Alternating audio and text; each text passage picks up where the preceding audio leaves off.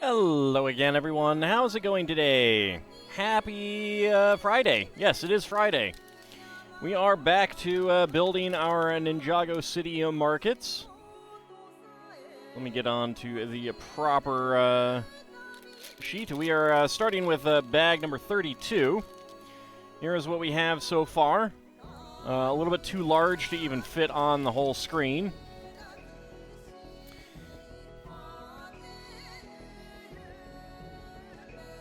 I can figure out where my my mouse cursor is going off to. I almost need like when I got the screen set up here, I almost need like my my mouse cursor to be like bright and flashing neon green or something like that, so I can find it. For some reason, you're not getting the street counts, but you are getting the bonus hams. Interesting. There might be like a visibility setting that you have. I don't know. Yay, 5 streams indeed. Howdy, Bahamut, how's it going? And everyone else, not a rogue AI, Lord Canis, etc., etc.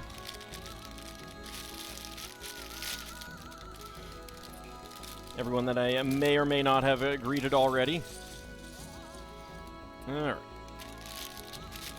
So, bag number 32.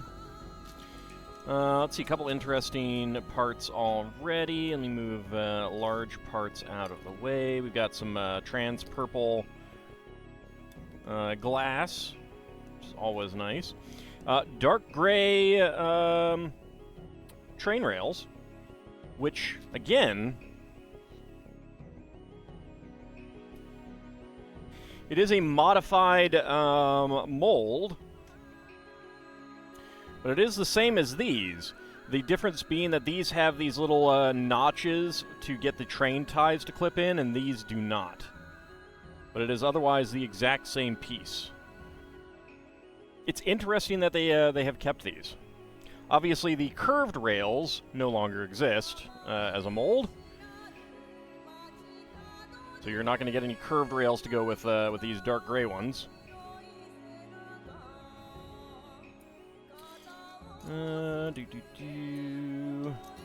Got some red girders.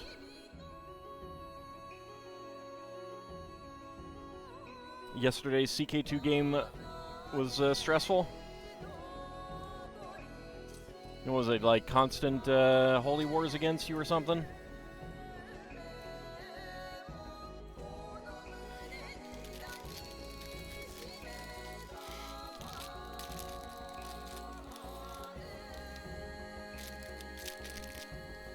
That poured out, and get this one poured out. So it's nice to be on the weekend. Not that that matters that much to me, but you know. I still recognize weekends. Alright. I think we're going to be working on the pillar back here. So we might want to rotate the layout, but we'll see how it goes. We also may build this entirely before putting it on.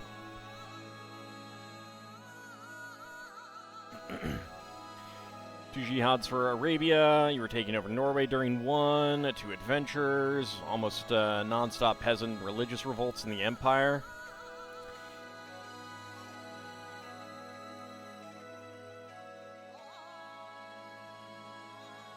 It's just a little bit. So you're looking to see if there is a setting somewhere, and one of the thing you stumble across are what are hams, as if it's being asked incredulously. What are hams, precious?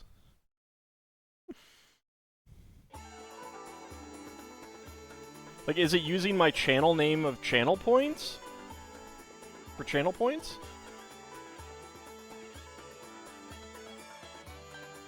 Because that would be an interesting dynamic thing, where if you're on a channel, it's like, what are your local channel's channel points, kind of thing. For a, there's a gray one. You see the hams as channel points. Interesting.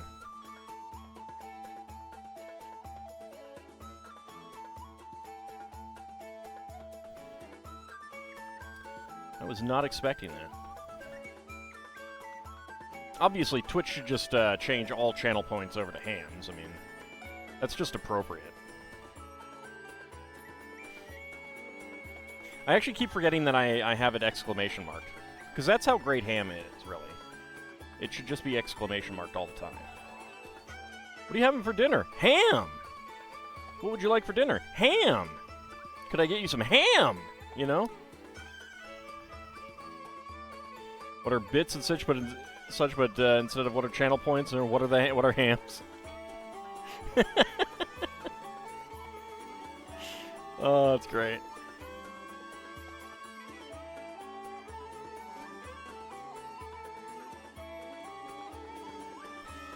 Yeah, it's one of the problems with being a vassal, is that oftentimes you have to take care of things because your overlord is a doofus and will not do it himself, and it is affecting your own realm. They should really know better, honestly.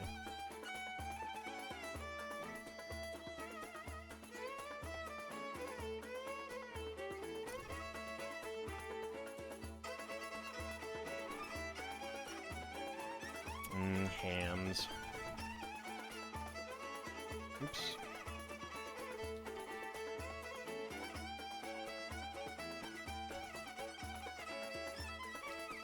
Huh. Very wiggly. Alright, 1x2 with 2 technicals. There we go. And another pair of gold laser tiles.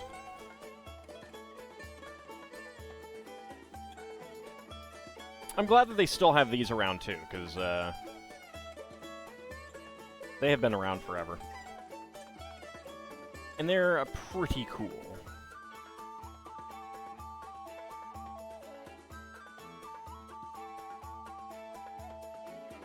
Although, the interesting thing is that the original ones were actually flush with the tile rather than offset down a little bit. Because one of the reasons that they're down a little bit is so that you can use them as basically like runners. If you put it down, there's just a little itty bit of space, and I don't even think it's like this much. Yeah.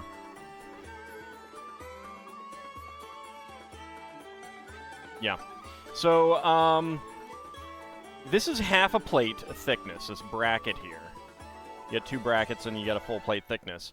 I feel like these runners, the laser bars, are actually like a quarter of a plate down.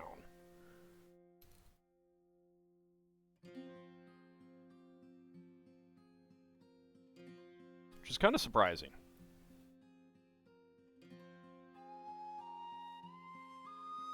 Two adventurers were of your dynasty, and one tried once before to claim the Empire title and did the same thing of sieging your stuff. See, that's one of the reasons why you should also always control your dynasty.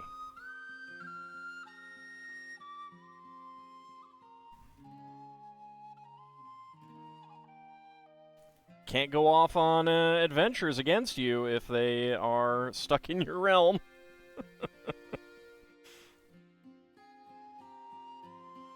It's actually one of the things that annoyed me about CK3 is just how quickly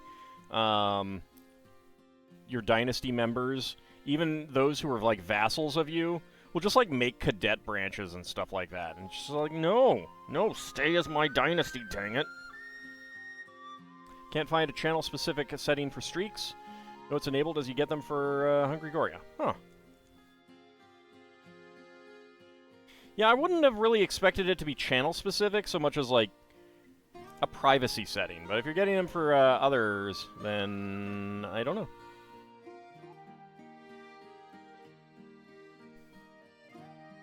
It's weird. Just Twitch being twitchy, I guess. It does do that.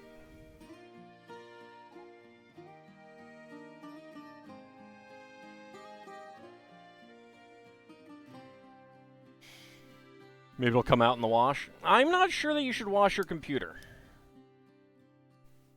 I don't know. It's just an idea.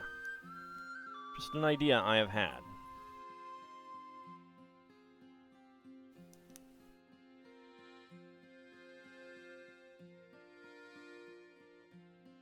It's kind of dusty. That's fair. Yeah, go ahead and do it. You know, what's the worst that could happen?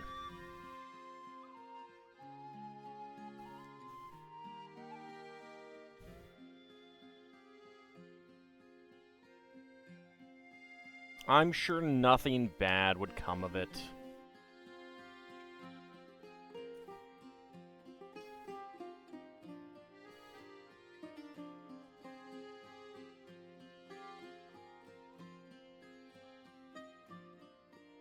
It was mentioned, with Bob and the Black Hole novelization, you can see why it was different than what was in the movie. Yeah, I remember reading on the wiki that, well, on Wikipedia, that there were a number of changes. I think they used an earlier draft for the novelization, which is pretty common. Also, scenes that get cut out of the movie oftentimes are kept into novelizations and stuff like that.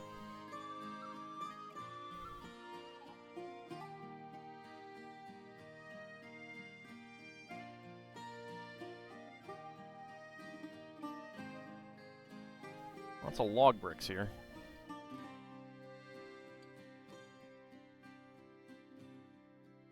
And 1x4 Technic brick and brown.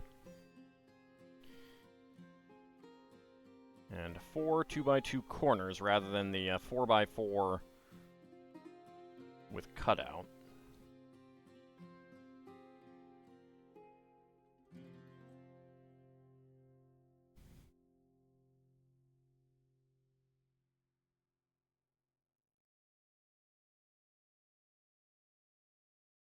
I have no idea what's going on with all of this right now.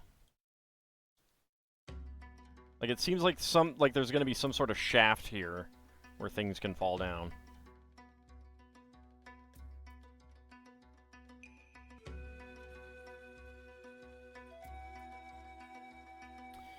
Tan 1x3, 1x4 brick, then a beige 1x4 arch, and 2 log bricks.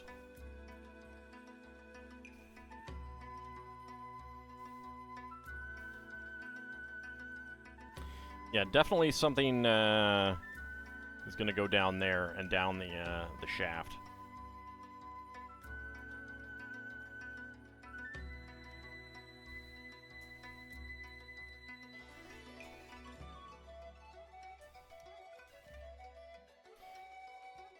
Alright, there we go.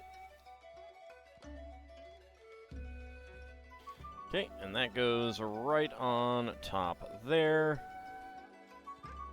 It's very bizarre. It's like multicolored and everything. It's odd.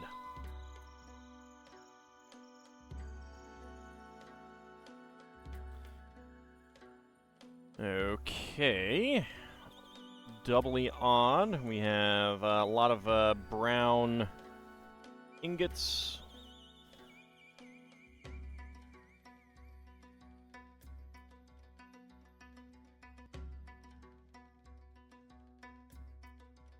Sometimes I wonder how many of these things are just done for aesthetic purposes. I mean, obviously a lot of it is aesthetic, but I mean, like...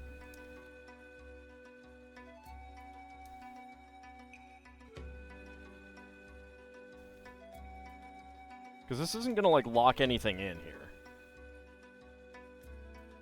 This is attaching up here, and there is a another ingot down here that it'll rest against. But also because plates can warp a little bit, like it's not flush because there's nothing holding it on down there. And then we get our rails.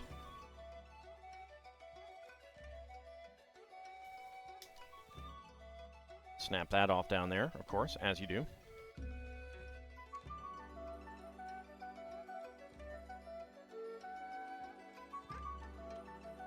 Okay, trans yellow, 1x2 plate, and a pair of clips.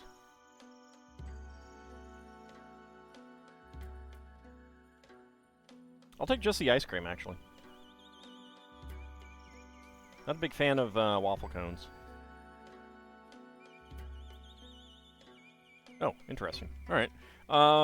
So, a sticker would go on to the trans purple glass, and I actually pulled out the sticker sheets so we could look at them. So let's see. That one is going to be 52.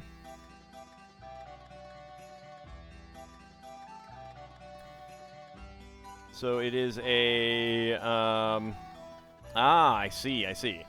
Looks like a movie poster. I think it's a reference to Monster Fighters. Let me go ahead and zoom in on this. You can absolutely have my waffle cone. So that is the haunted house from the Monster Fighters. That is the vampire lady, the vampire. There's a ghosty, crossbow, fencing, foil, pistol. This is the cave girl hair with a clip in it, so that she has an old style, specifically an old style harpoon in there. I don't remember the characters of the Monster Fighters, so I don't know if that is if those are actual characters from the Monster Fighter set. Zoom back out. Well, that would be a movie poster there. So that goes in right there. Of course, I'm not putting that on.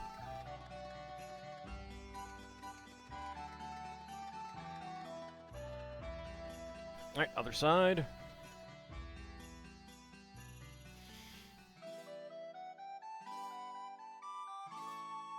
Well, I'm not a fan of waffle cones.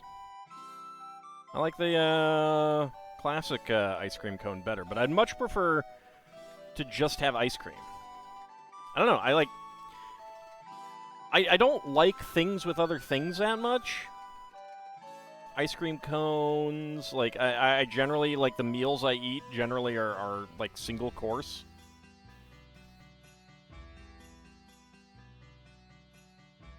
I don't know, just, not my thing. Alright, and then the other movie poster.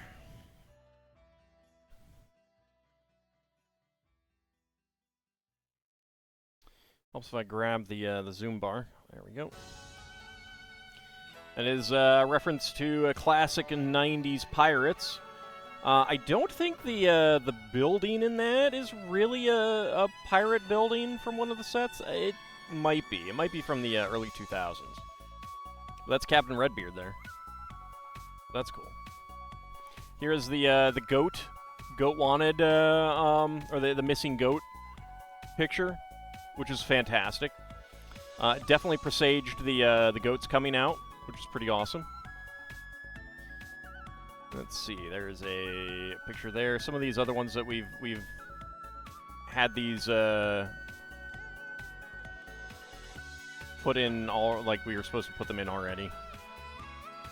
These two are I think, specifically Ninjago related. Let's see, what else do we have?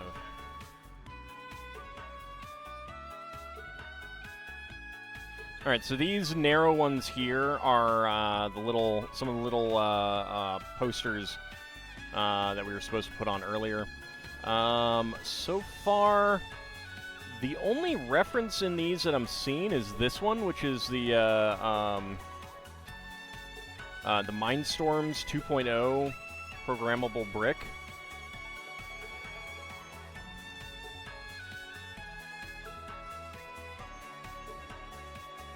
Not sure if there's... oh, this is a reference to the other Ninjago modular that we've already built. There's some food. Delicious, delicious food there.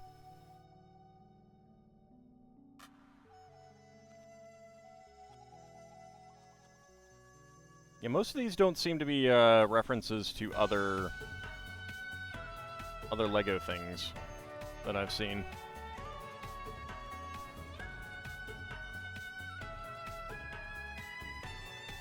There's the mailbox that we were supposed to put on, mailbox sticker that we were supposed to put on.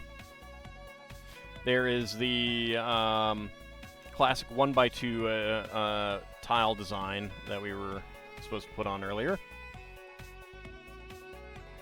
And well, that's about it. Not as many references as I was expecting. I do like these references, though. I do enjoy them. And, like, while I'm not going to put these on here, because I'd much rather have this as a plain purple window, I may eventually put them on something like if I make a movie theater or something like that. That's the point of keeping them around. Alright, so that's that. Then here we get some grill tile slopes. Well, if it's like an ice cream flavor, there's a difference between an ice cream flavor and like stuff with the ice cream. Like I'm not a fan of like putting a cookie into the ice cream. But chocolate chip cookie dough, yeah, that's pretty good. And the old Keebler soft batch cookies, which were absolutely delicious, they crumbled up really well and softly, and those mixed in, like if you really crumble it up, mix that into vanilla ice cream, that's pretty good too. But then again, it's just basically like chocolate chip cookie dough, so, you know. Alright, then we are grabbing that.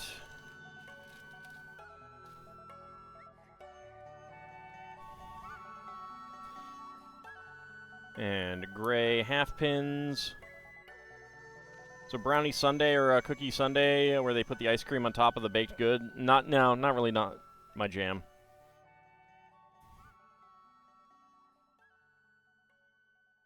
Like I don't like whipped cream on a I'm not a big fan of whipped cream in the first place, but like I would rather have a slice of pie than a slice of pie with whipped cream on top. Kind of thing.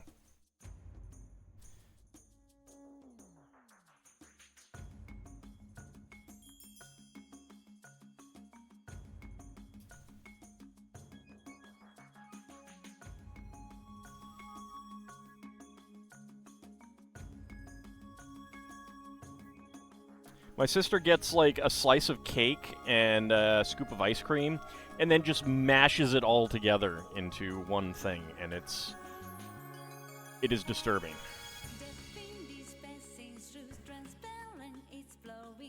It is disturbing. No, bad.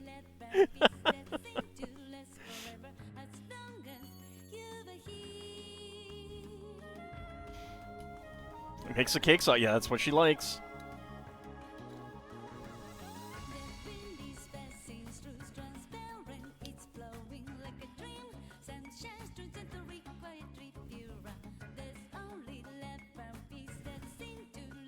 Pie a la mode good, cake a la mode bad. Yeah, and like I want a plate with my slice of cake and a bowl with my ice cream in it, rather than a plate with ice cream and cake on it. Even if you're not mixing them together. Just I don't like mixing that much.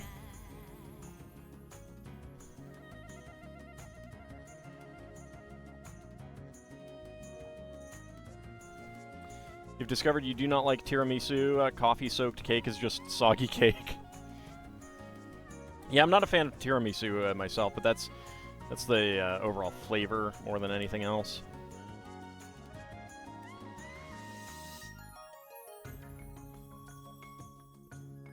Okay, there's that. Get you right there.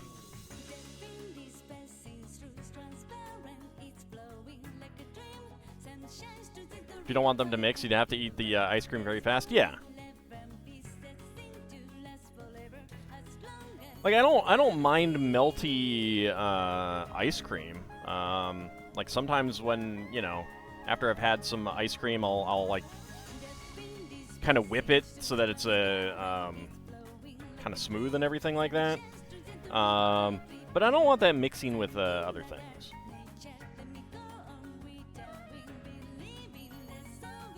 Soggy espresso and cake.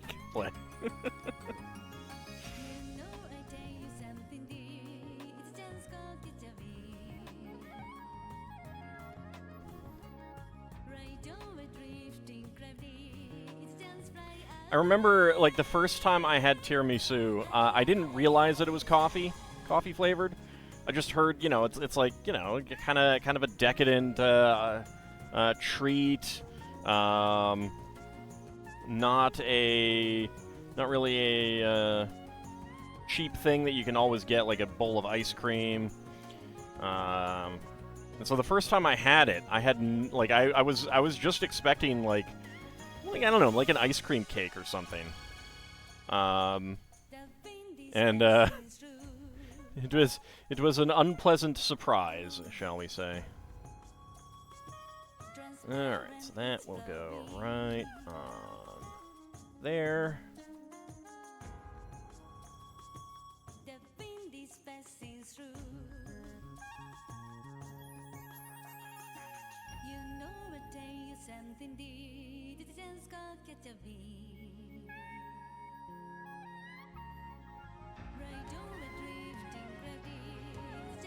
It was pretty disappointing. It was pretty disappointing. I mean, it didn't kill me, but I was just like, oh, I've heard about this. It's supposed to be so good. Oh. Oh. Oh.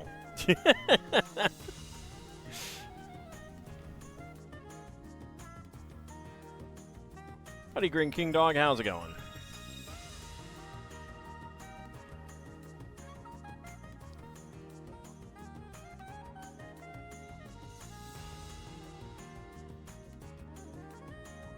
Alright, I think we're making the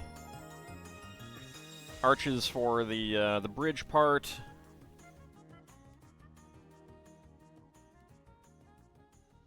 Pretty sure one is going to go there. One is going to go there. And then other two here and here.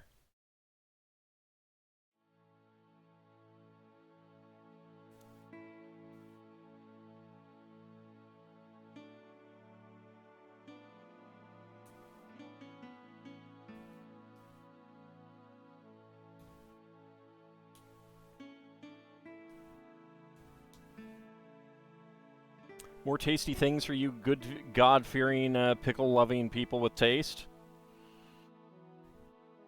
Or lack of taste, as the case may be.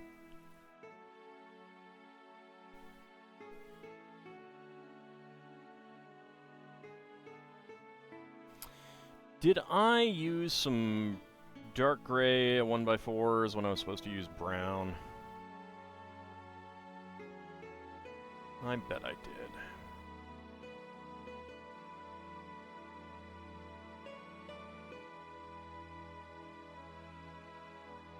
Yes.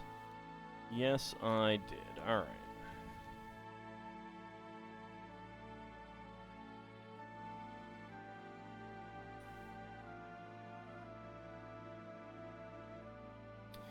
Deconstruction time, indeed. Luckily, it's down here at the bottom.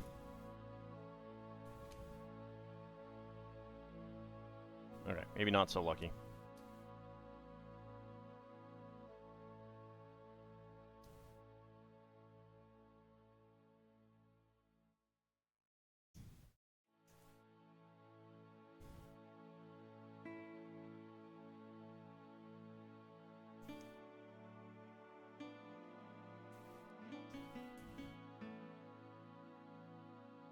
Alright, there we go.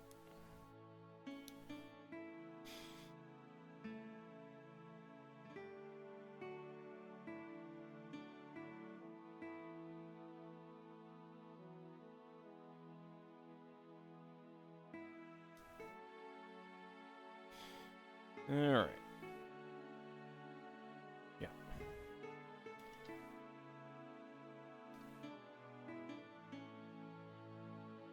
back in there.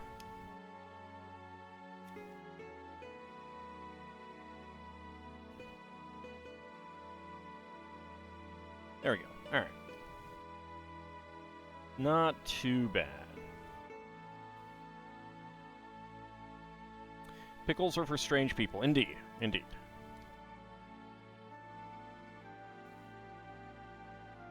Strange people indeed.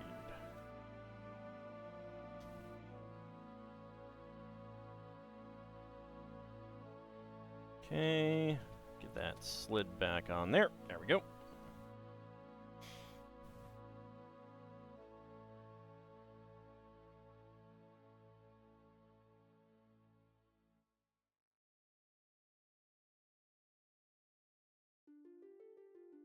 Okay.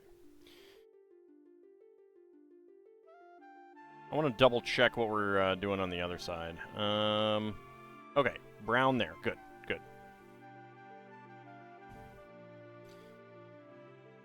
So I only had 2, and I was like, should I have another one? What are my thoughts on ice cream sundaes? Well, I'm not a big fan of chocolate syrup on ice cream, so not really my thing. If I'm going to put something like that on ice cream, it's going to be caramel.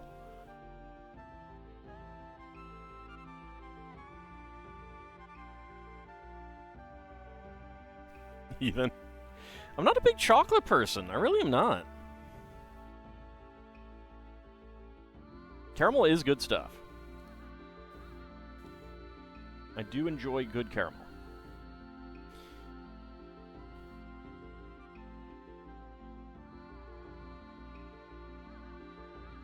I don't know. I mean, like, I haven't really had an ice cream sundae in multiple decades. So, what are my thoughts on it? Kind of, I don't really have thoughts on it, because I haven't had one in a while.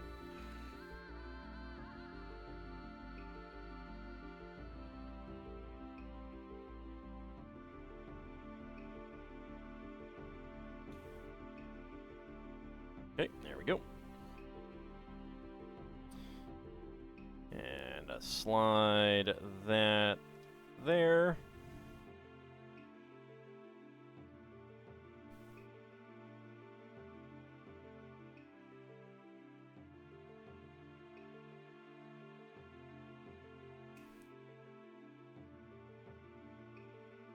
I haven't had an ice cream sundae since the last time. That is correct. That is very correct, but also extremely unhelpful. Pretty sure I am not a rogue AI.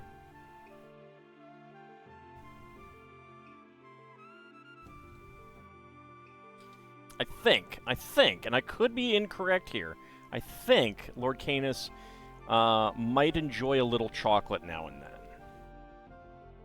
You can correct me if I'm wrong. Just, you know, a little smidgen of chocolate now and then, here and there. Which, boy, if that's there's an anime that could have used people enjoying some chocolate. Stepped away to heat soup. Well, that's on your head.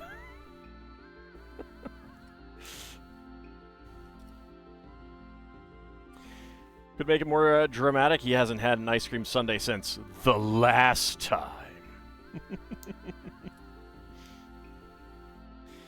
Like your chocolate coated in chocolate, slathered in chocolate, stuffed in chocolate with chocolate on top. Right, so, you know, some chocolate occasionally, now and then, here and there. I kind of want to rewatch that, but I also kind of don't. It's pretty brutal.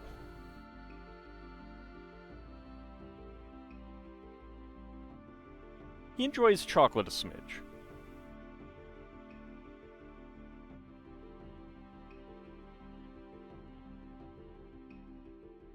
A skosh. A tinch.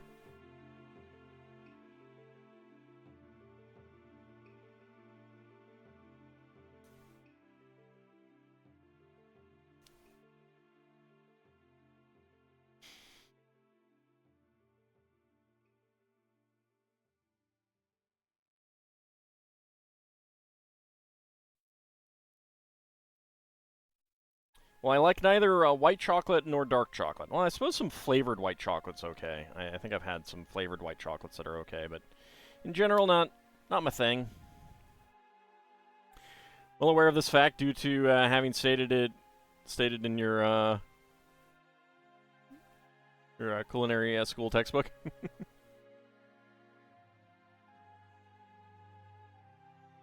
Isn't it like the just like the milk fat from chocolate or something? Find yourself getting your chocolate from Aldi. A lot of American American style chocolate just tastes cheap and blah. That's fair. My mother brought a chocolate bar back from I think it was Sicily, and I did not like that. It was very bitter. I'm not a bitter fan. Okay, and this goes right in there.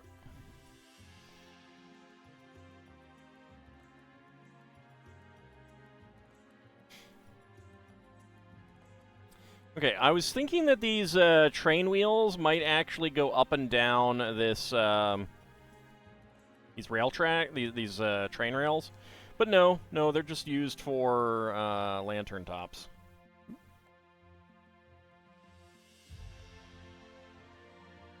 Finding you like darker chocolate, but not super dark.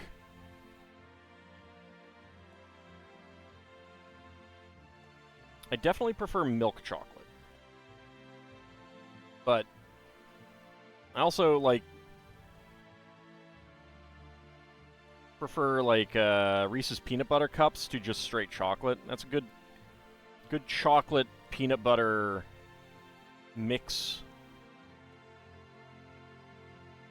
And also I like things like Milky Way bars or Rolos, where you get caramel and chocolate. That's a good good combo. Howdy, Lunatastic. Good choice, indeed.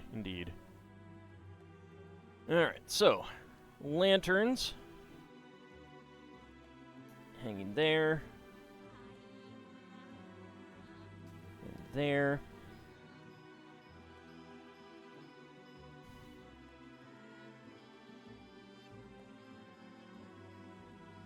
There.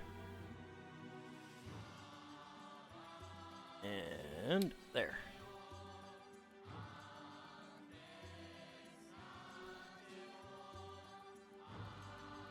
Okay, move those because we're taking the two dark gray 4L axles with stops.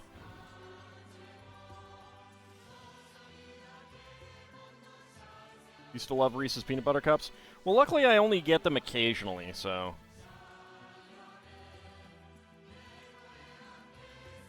I would have to get them a lot more often to get tired of them, I think. Okay, slide these in to lock all this in place. There we go.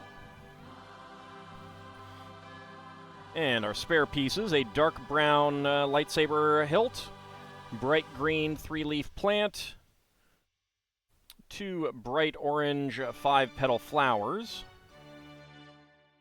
sand blue 1x1 plate, and brown 1x1 cylinder tile as our spare parts.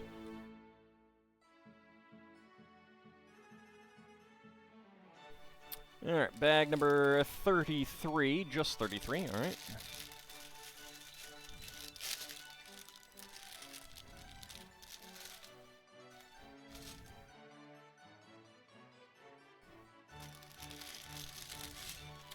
Peanut butter to dark chocolate, really good.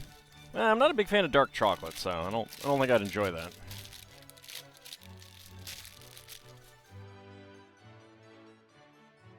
And like, I like peanut butter in chocolate, but I don't like peanuts in chocolate. Like Snicker bars, I'm not a fan of Snicker bars.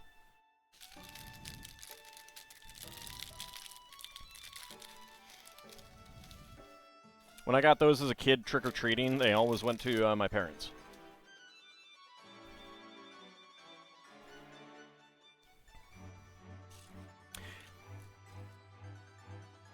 If any of you are or become parents and you have a picky child, that'll definitely be a boon for you on Halloween.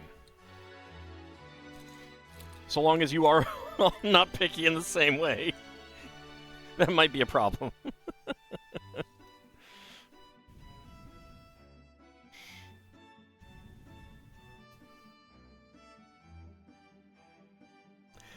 I mean, it's all dessert, Bahamut.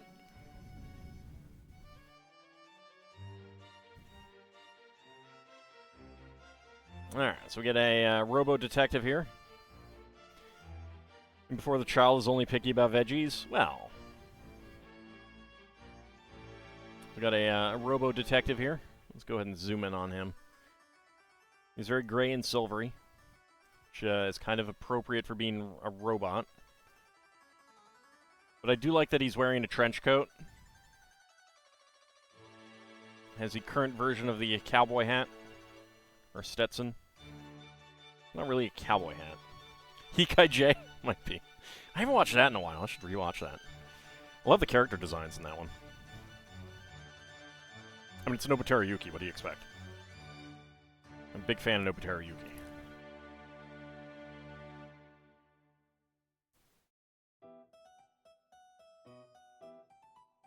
Not a fan of Butterfingers, actually. Although I haven't tried one in a while. I might like it these days. I don't know. Tastes do change.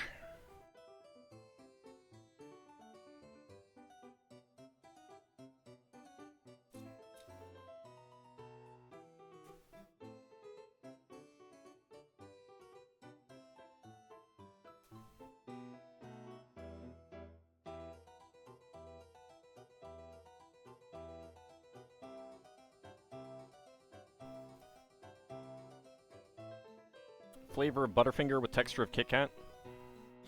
Last time you had a Butterfinger was when you bought a few for an FF14 collab mount years ago? Huh.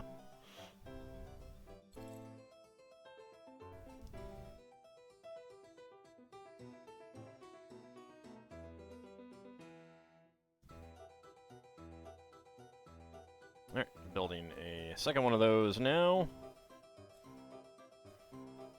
What was it, like, scan a code on the package or something?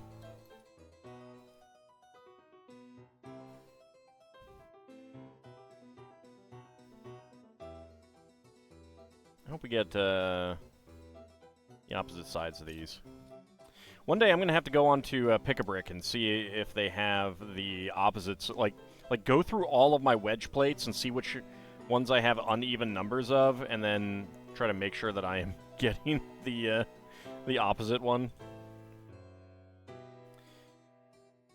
Spend like $5, upload the receipt, get mount. Ah, okay. Something like that, yeah.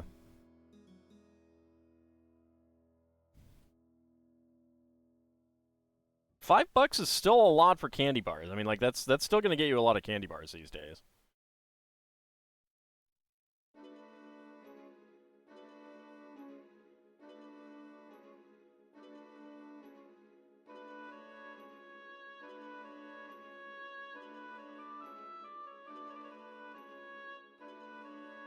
Okay, so that is gonna go there.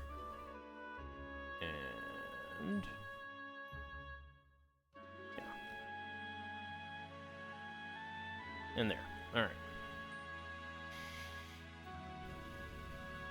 Like if you were to have candy, you want Starburst, Skittles, or Jelly Beans, along with gummy worms, bears, stuff like that, that's fruit flavored. Yeah, that's pretty good.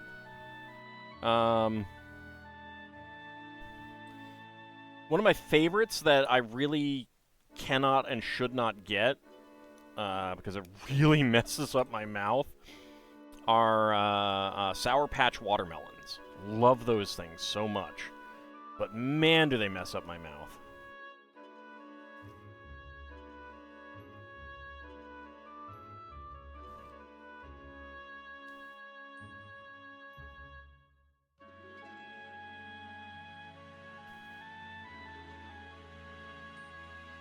GF just said those are so good. What, the Sour Patch watermelons? I know. They really are. That's part of my problem is that I can't stop. You know? Like, I'll eat the whole package in, like, 20 minutes. It's kind of why my mouth gets messed up. One's got chemical burns in your mouth from sour Skittles. Wow. I don't think I've ever gotten chemical burns.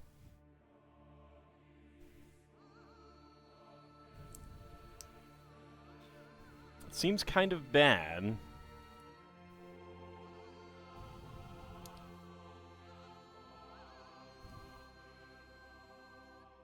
Sweet tarts are also a favorite, as are runts.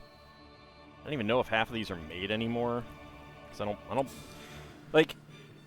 have a whole lot of self-control when food is in the house, but I do have some modicum of self-control over candy in the store. So I really do not buy much candy these days.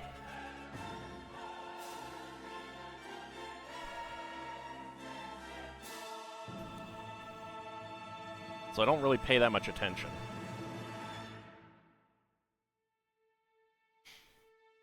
Inside of your cheeks from the citric acid coating, not terrible, but your mouth felt weird for a while. Oh, I mean, yeah, that... Okay, that... If that's a chemical burn, then yes. I get that all the time. Because I eat them too fast. Like I said, it messes up my mouth.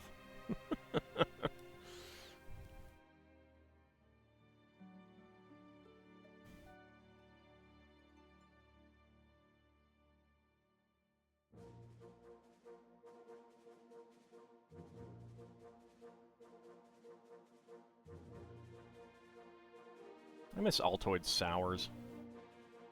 Those were so good.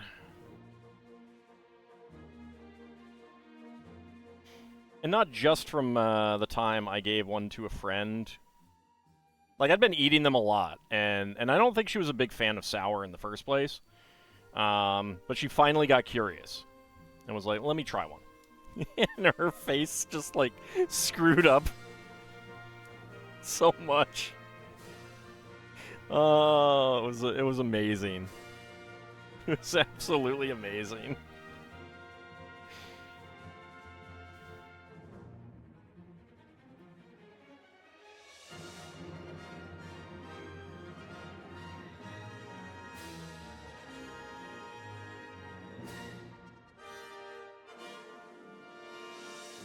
Poor Halt's friend. I know, and that was one. Like, I'm popping these like they're just, like, nothing. She puts one in. Oh, it was amazing. It was so good.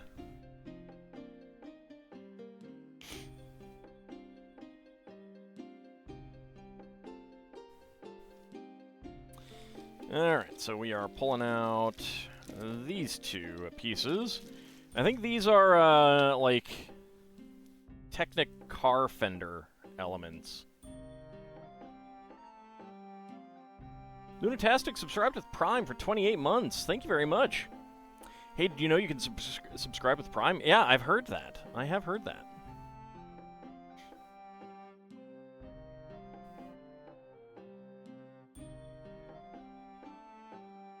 Like the people who can eat ghost peppers without issue. I remember a story that my aunt told once where they had some, like, I don't remember exactly what type of pepper they were, but they were extremely, extremely spicy. And I guess, like, I don't know if they were, like, pickling them or what, but doing something to make them even spicier. I don't know peppers or pickling. And someone came over and wanted to, and asked to try one, and they were like, yeah, it's pretty spicy. And the person kind of, like, poo-pooed that or something like that, tried it, and apparently it made their ulcer bleed.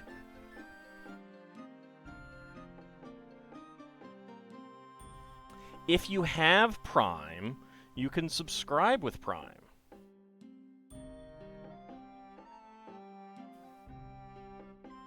If you don't have Prime, then no, you can't subscribe with Prime. I got an ad break just about to start. But let's go ahead and snooze it.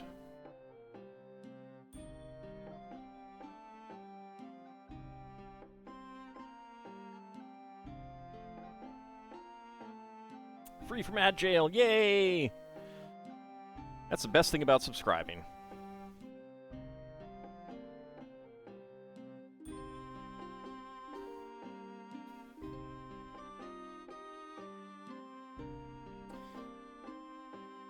Alright, let me make 2 of these, because we are making 2 of these.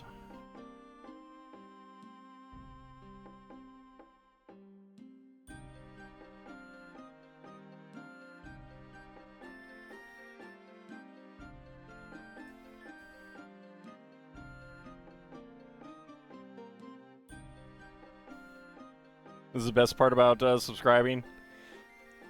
Here's Cornflake's emote. Indeed. Indeed.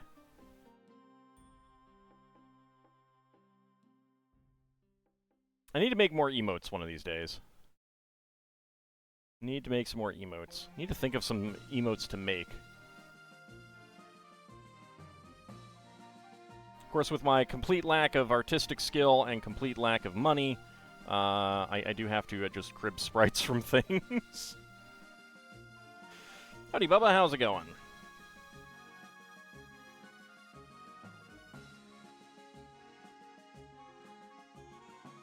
Okay, that goes in there.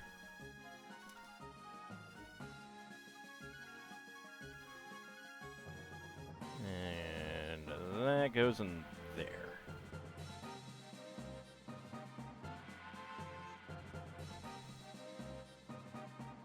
Alright, and we make more for the other side.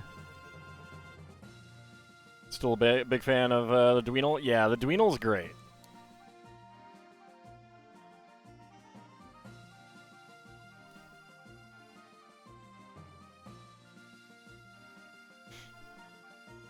Grimmith replaying Star Control makes me want to replay that too. I may wait until the new one actually gets a release. Or release date. I don't think it has one yet.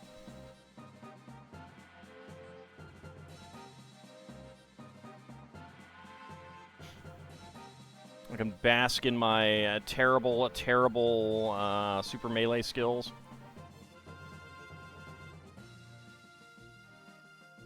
I really am bad. I love it when I get comments on those videos of someone saying wow, you're bad or something like that. And I'm like, yeah, I'm upfront about that. I'm terrible. I have never claimed to be otherwise.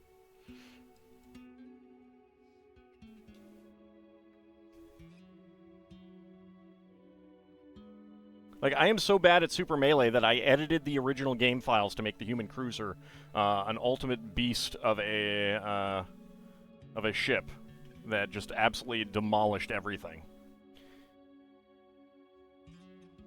Which was pretty awesome. Alright. Get you in there and there. Okay, so the side studs here aren't really doing anything other than supporting the arch here. That's an interesting use of that.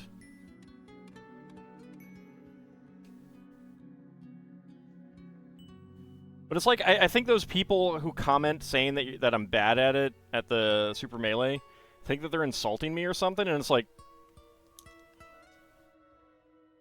I admit it. I know I'm bad. You don't need to say so.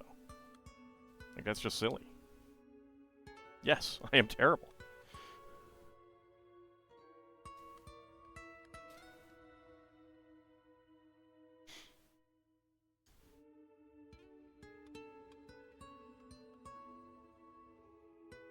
Upfront claims of being bad are clearly meant to trick them into hate watching and then being surprised you were good, but you were bad, so you scammed them.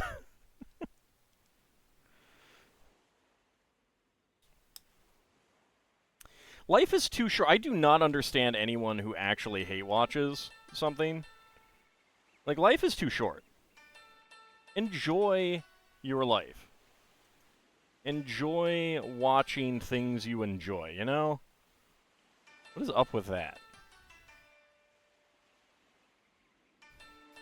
Like, when someone comments on one of my videos, like insulting me, and it's like... You spent time of your life, out of your life, that you're never getting back, commenting that. It's kind of on you. Alright, so we got just plain red round shields, which is pretty nice, actually. I'd love to get more of these, with more designs on them. I do have something to build one of these days.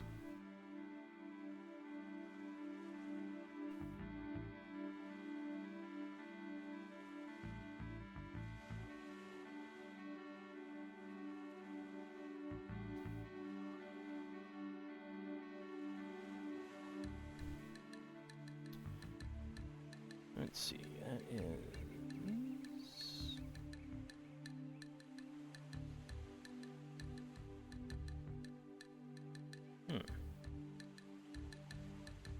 Okay, there we go. Because we want to get it behind the shield there. Yay, Paladin Cecil acquired.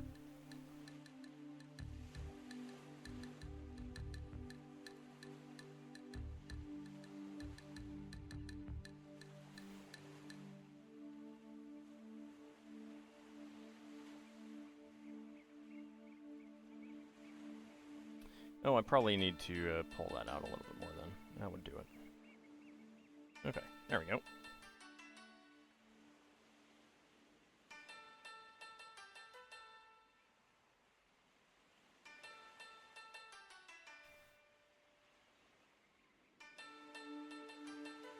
And of course the thing is like, they're still giving me views. They're watching long enough, they're leaving a comment. They're wasting time, and it's just helping me. They could be spending that time looking for something that they enjoy more.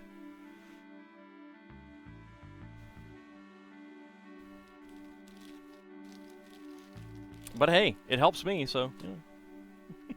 Yeah. Alright, so we have our flex axles. Get that in there.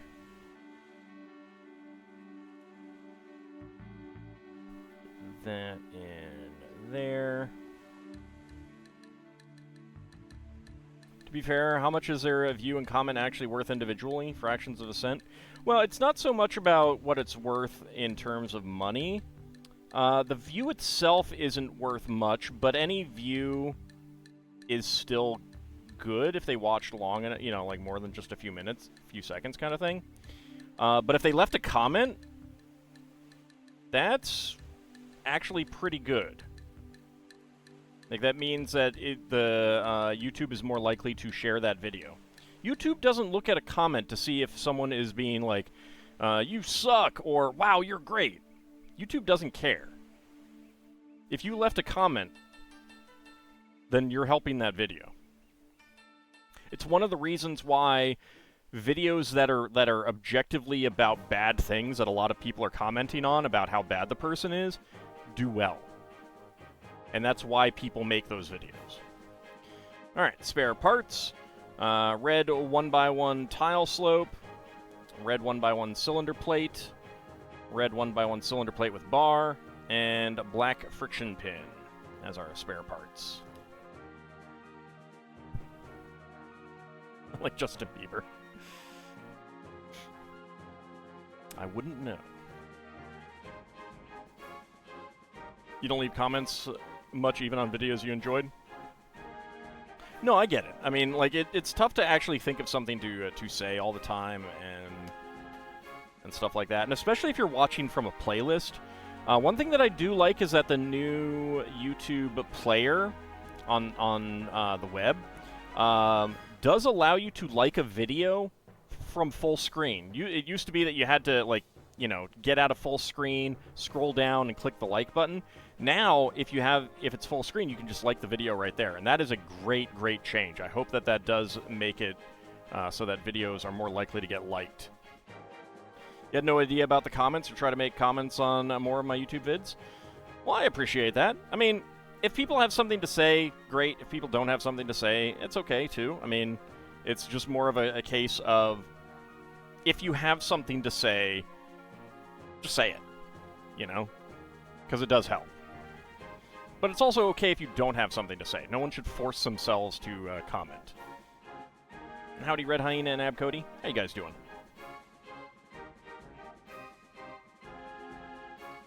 Alright, so we are on to book number 3.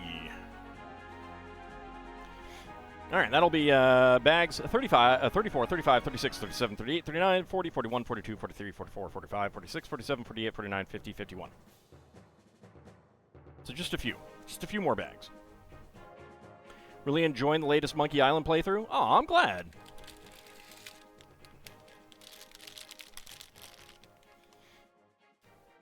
Oh, I also need 35.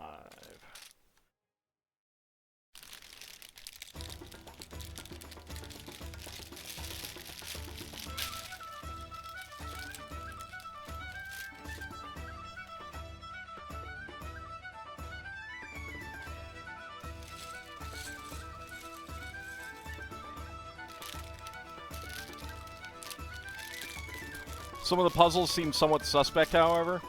Well, apparently the special edition forces you to play the hard mode. I don't know how much easier the regular or the easy mode would be. Without knowing, I would have played the hard mode anyway because I'm not a kid. No offense to people who play the hard mode, but you know, it is kind of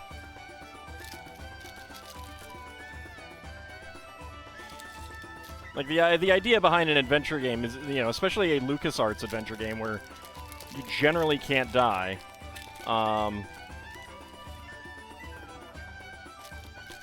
It just takes extra time to figure things out, or you look it up. So, yeah, I don't know how it's set up.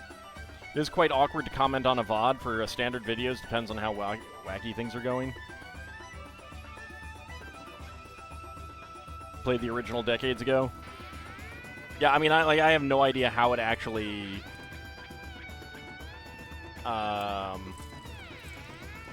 introduces the difficulties or anything like that.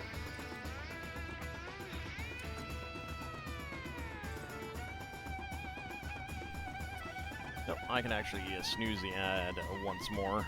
Let's go ahead and do that. Alright, so we need a minifig, a little girl.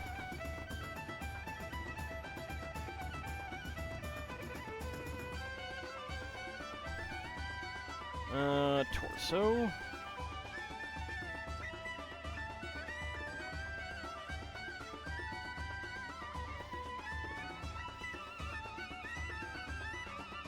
Like, I am pretty convinced that because there is no real game over scenario, they do focus on expecting you to,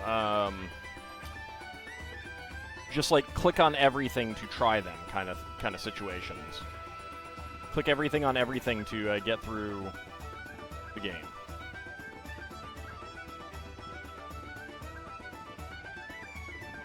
I mean, it's one of the reasons why I got 2 LPs going every day, for people who are interested in one but not the other.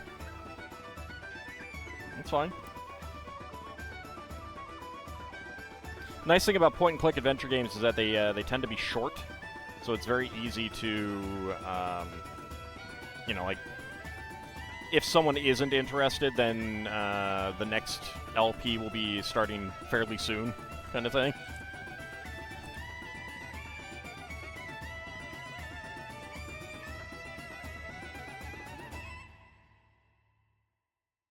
All right, one by one. Rat soldiers in Golden Sun are adorable. They are, but they keep running away, the jerks. I need to kill them. For the XP. Getting from the peg leg from the pirates, you think back in the day you would have just been stuck without a hint book or something? Well, you probably would have, like, started just clicking everything on everything. And I'm very convinced that that is actually the expectation.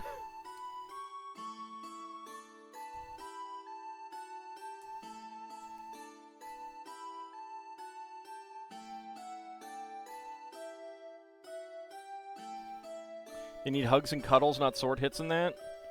Well, then they shouldn't attack me. They're the ones that attacked me.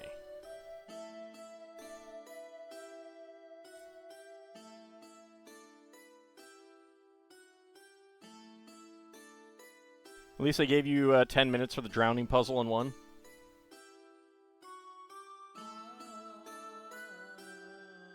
I was really disappointed that you can't drown yourself in 2.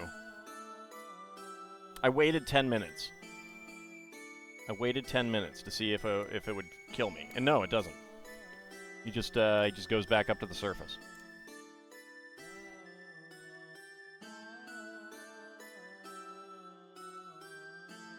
They were expecting hugs and cuddles? Well, then why are they waving their swords at me? I think you're projecting. Not sure about the remaster version, but you could soft lock the original Monkey Island 2 with the peg leg guy. Probably isn't a thing in the special edition.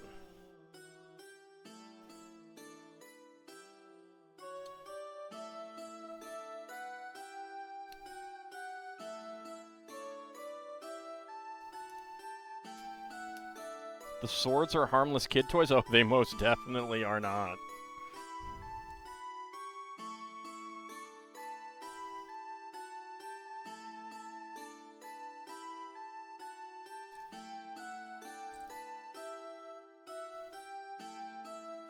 I will say it is interesting how much leveling actually does help in Golden Sun. Oh, yeah. So, like, it's a very different design aesthetic. Sierra games generally wouldn't soft lock you per se, so much as just, you know, kill you. But yeah, it is definitely possible to, like, use the wrong item.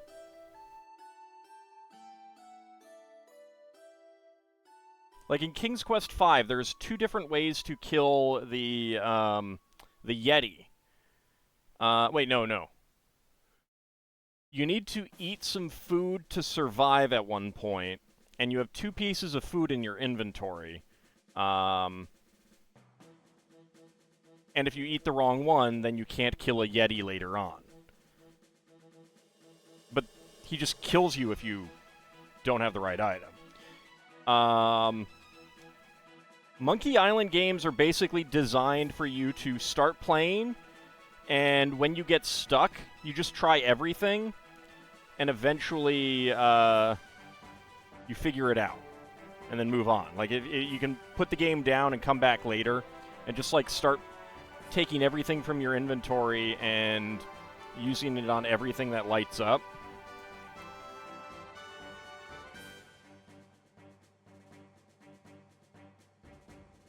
But, so, like, I wouldn't necessarily say that that is nicer, because usually when you get killed in a Sierra game, if it's killed in a, like, when you get killed by that Yeti, there will oftentimes be a hint as to what you need to do to get beyond it.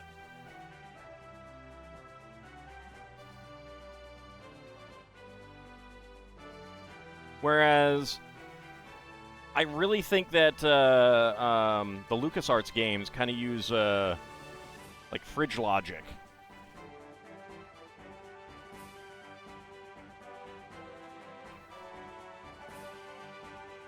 It's the kind of thing where it makes sense only after you do it. Yeah, I mean, it's either start over or just go back to a previous save, which really wasn't that much earlier. Like, if you know exactly what to do, you can complete the Sierra games really fast. As I discovered to my chagrin with, I think it was King's Quest V. I had the solution on hand when I played it the first time. So I ended up finishing it very quickly, and I enjoyed it, but also it was like, I shouldn't have done it that way.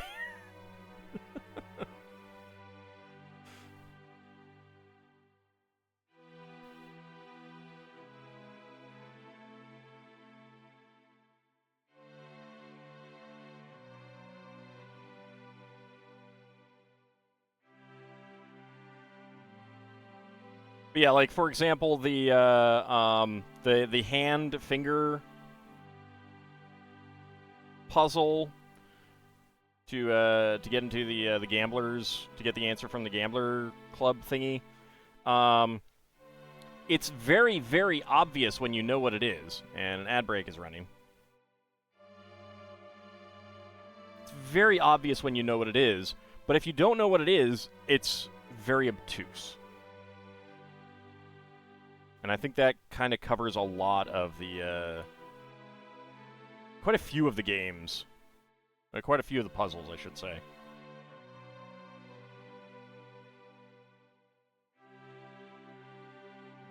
Yeah, like one of the... I really do enjoy getting deaths in Sierra games. And they're, like, so much so that there have been times when I'm like, I'll do a thing that doesn't result in a death, and I'm like, what? Or it doesn't result in, like, a unique death dialogue, and I'm like, what? That's a perfect opportunity for funny dialogue.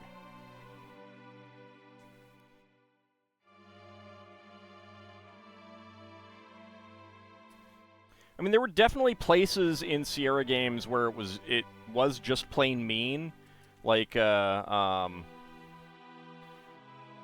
narrow walkways and things where you had to be extremely careful to prevent yourself from falling down to your death. Like, that's not a puzzle per se; it's a gameplay thing. But the really good games would oftentimes give you a way around it once you did it.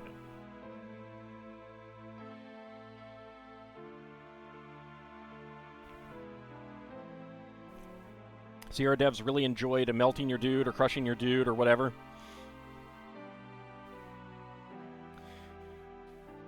Well, I think that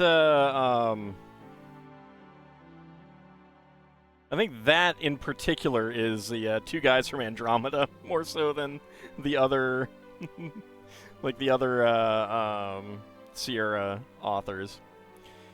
Kinshir, subscribed for 47 months. Wahoo indeed. Thank you very much. I really do appreciate it. How are you doing?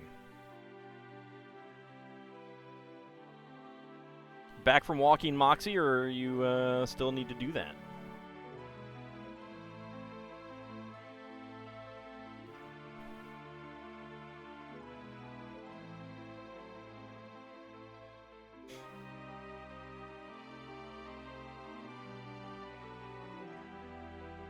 Sure.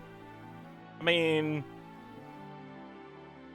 because again, part of the fun of Sierra games, in my opinion, is finding the different ways to die. Cuddling? Good plan, good plan.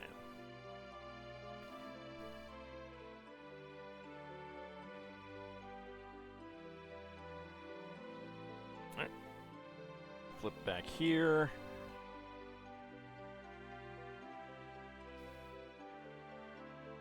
There we go, and... there we go.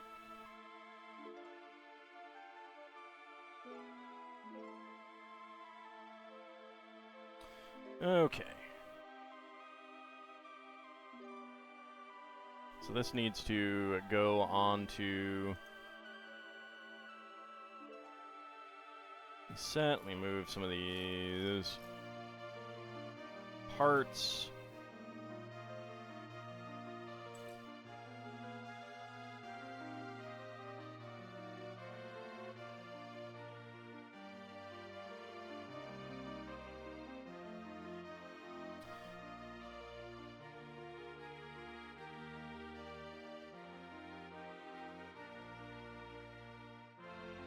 Trying to get this on camera. Okay, there we go. So we're clipping in here.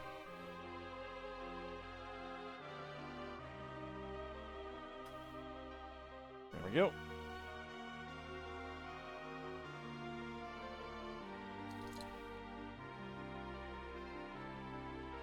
Move these parts. And then this is clipping in down here. There we go.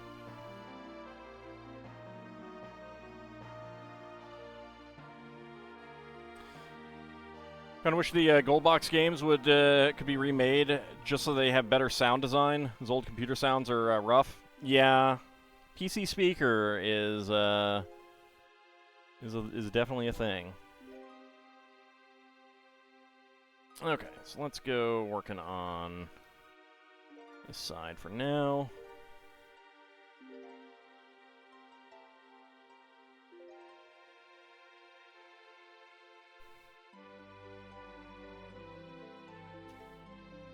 There we go. Yeah, 1x6. And 2 1x4s.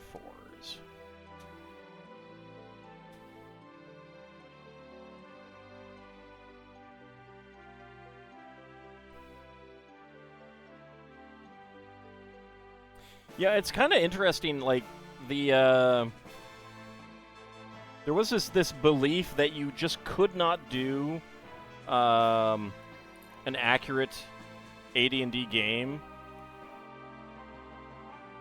back in the 80s, and SSI absolutely did that. I think it is, I think it's still to this day one of the more accurate versions of its rule set, although hard to say with like 3E, 4E, and 5E when those are so computerized in design in the first place. But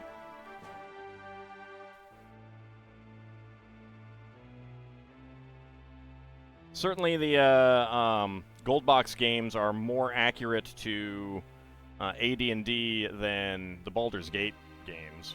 Oh, I need 2 of these.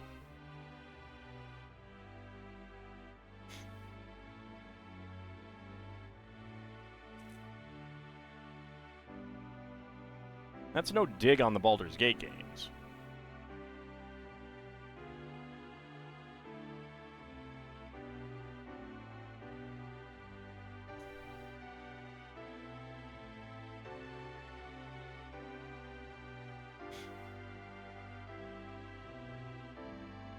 Well, people have like the nature of the Gold Box engine is that you can actually put the maps, I think, into okay,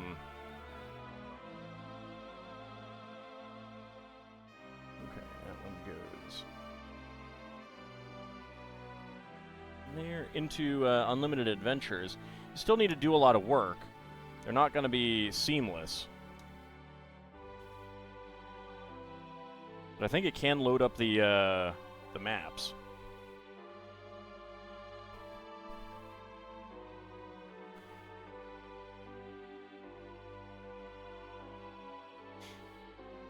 Okay, let's see. So an elephant tusk in here. Let me turn it so I have a better view. Although that's off camera.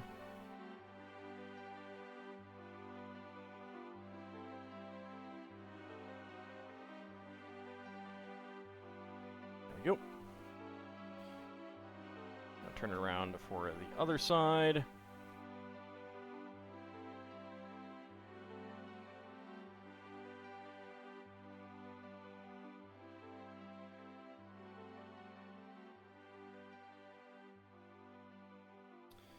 This one is clipped on there.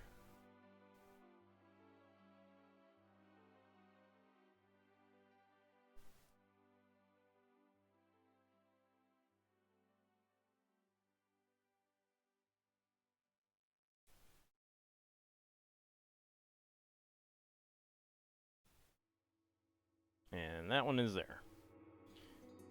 There's basically a tree at the top.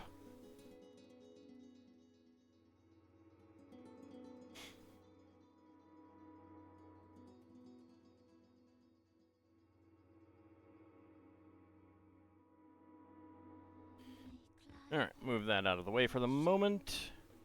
A white leaf. Some magenta or dark pink flowers. Light pink leaves.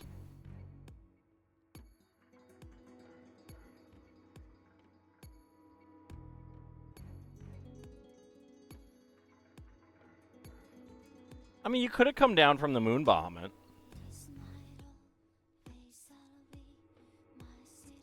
It's kind of on you.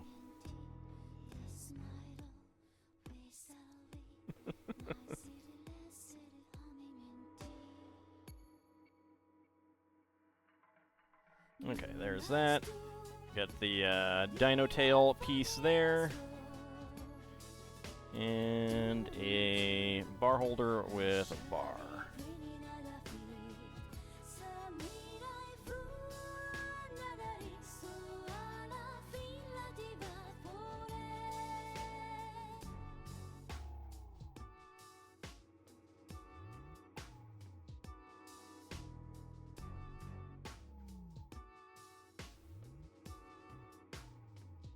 Okay, get that up there. For a little bit of a cherry tree.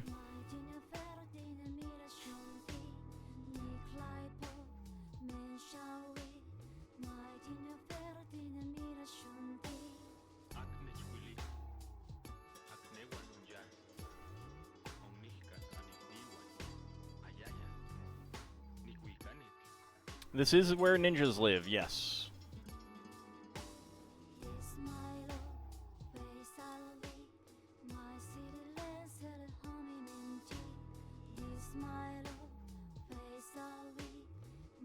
It's kind of amazing that Ninjago has been going strong for so long.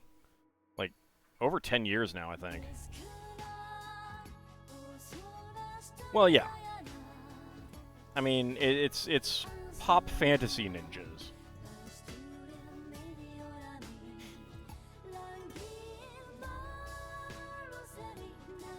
But I mean, that's a thing in like, that's been a thing in American culture for, you know, 45 years or more as well. The ninja craze of the 80s, for example.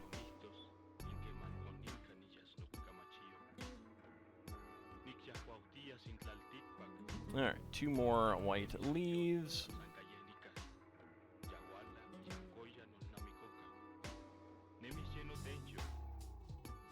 Nope, come back here.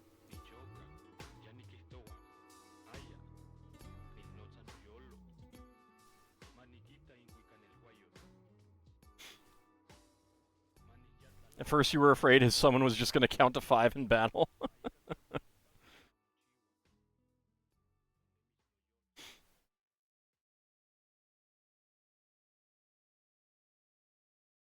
I think in the US version of FF2, it was very easy to defeat Bahamut before he ever Mega Flares. Or maybe it was just easy to survive the Mega Flare. I don't remember for sure, but I do remember being able to defeat him without using Wall.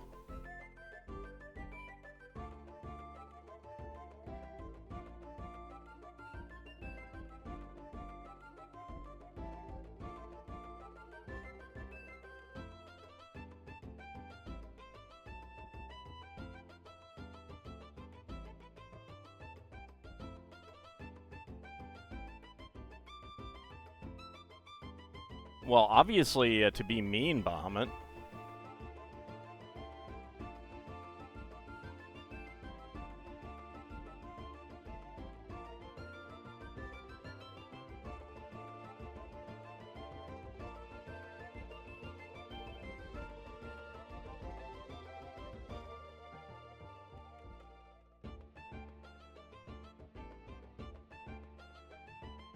Passed my test. Now you get the ultimate summon, but you can't summon me for long enough for me to do anything.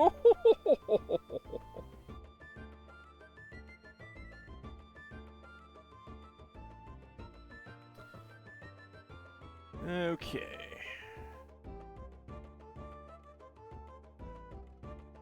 Alright, so I think this goes right there like that.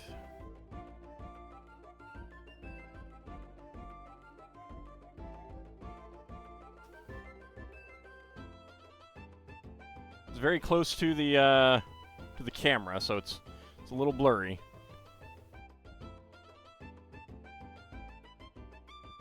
Weird thing about the Wyvern and the Lunar Subterranean, every time your brother fought him, the middle 3 people would die and the outer 2 would live. Huh.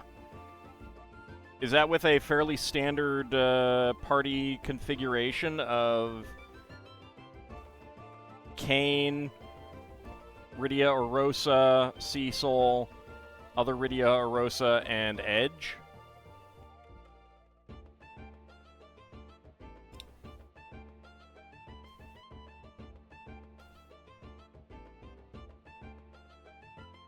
Stamps failed Bahamut summon test on all its papers.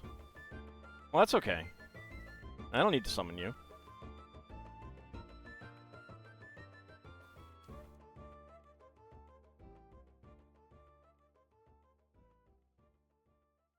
Kane was on top. Yeah, so like Kane on the top, Edge on the bottom, Cecil in the middle, and then the two ladies in the back. A possibility could be that, like, Edge is pretty dodgy, so he could be dodging enough of the Mega Flare hits.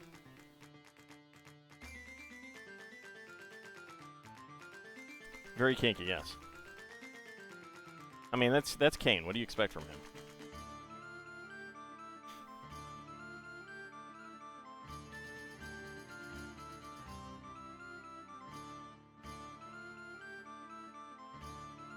I mean, he just wants to murder Abel. I mean, Cecil.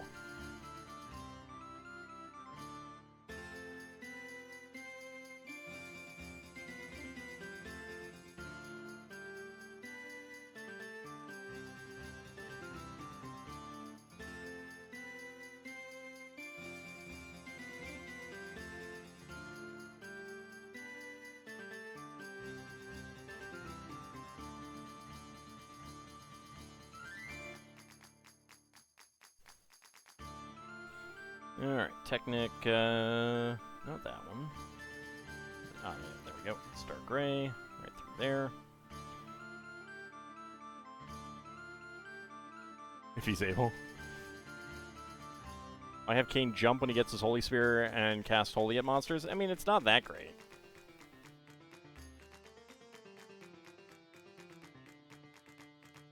Jumping means that he can dodge damage.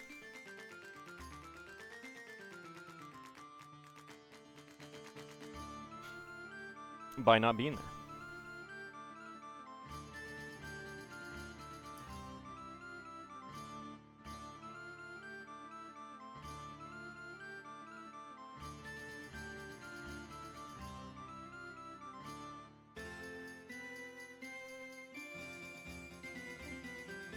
Hyde meant Edward can dodge damage. Yes, but he's also not doing any damage. There's a difference there. Or if in the 3D version he could do a lot of crying. Hey, Porum can cry too.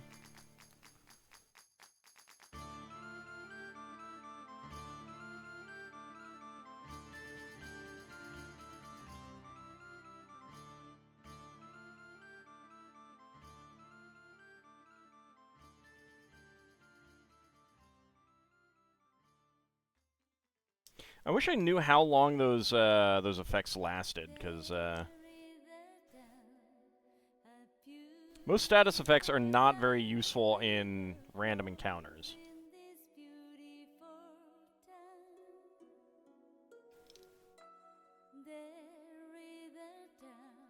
Which always annoys me. On the other hand, there is an element of, like, to make them worthwhile, you have to make random encounters rare and long, and then you're just getting into Xenosaga 2 territory. Oh, there's probably a happy medium there.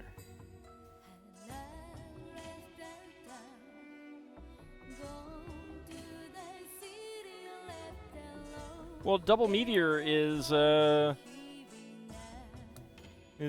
Comet. Oh, you mean the actual W Meteor?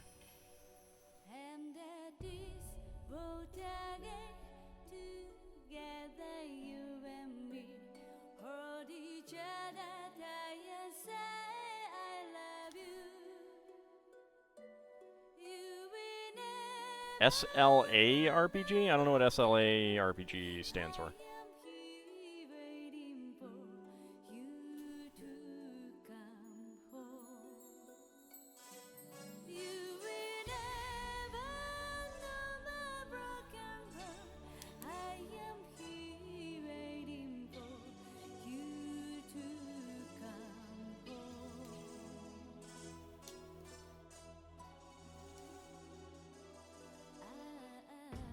Oh god, okay, alright. Having not played that, I'm not familiar with its mechanics.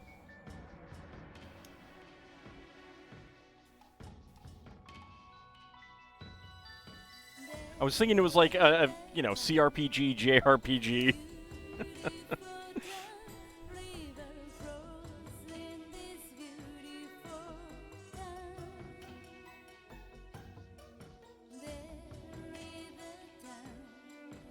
Yeah, but it sucked in that one battle. That's just something that that's something that's on Vigistry's end, Gildatung. Don't worry about that. That is most definitely not something on my channel or anything like that.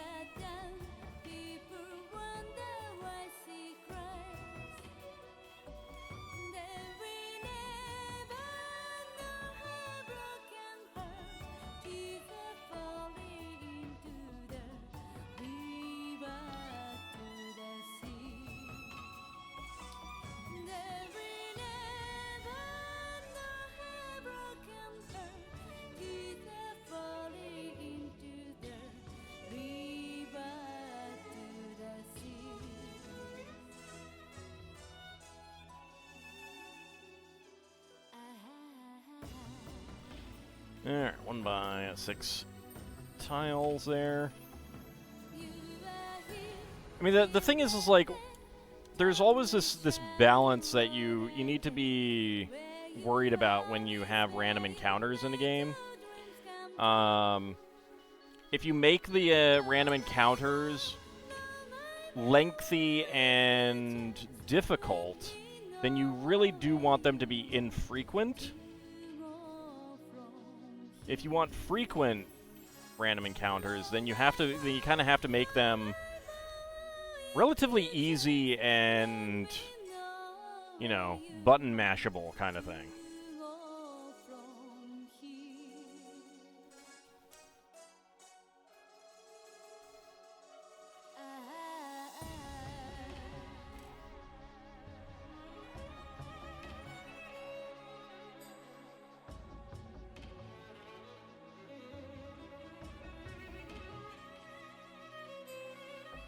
Alright, stickers would go on these 1x4 plates that, of course, I'm not putting on.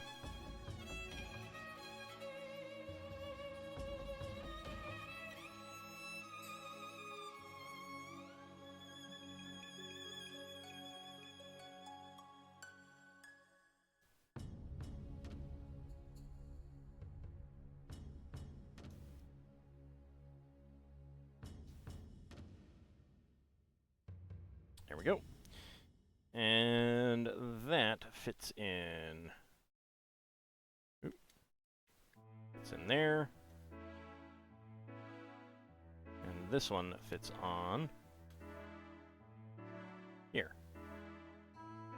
There we go.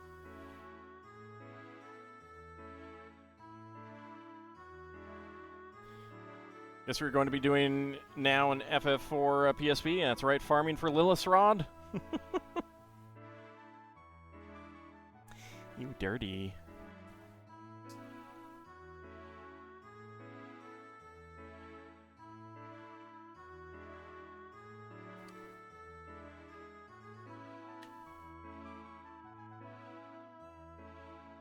Oh, and 2 trans orange 1x1 cylinder plates here and here.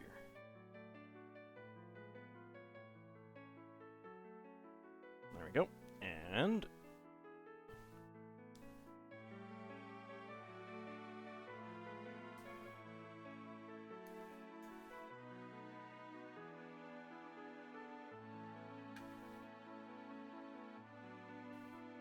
there we go. We got a cable car here.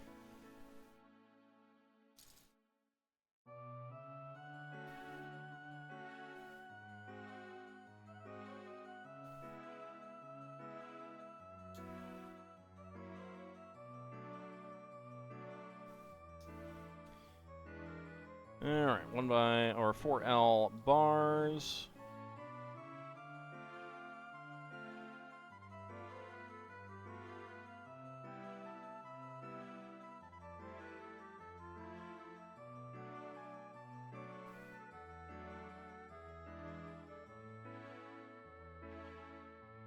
There we go. Now some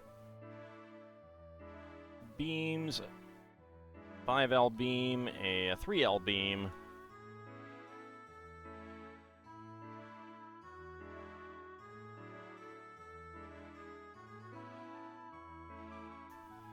He isn't level 24? Doesn't that mean that it's just a good time to grind then?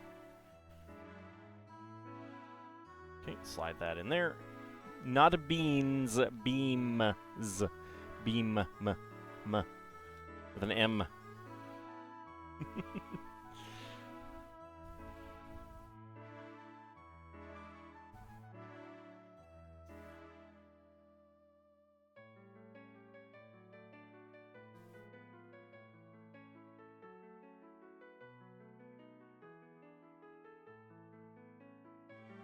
Okay, that goes in there. So flip that over there.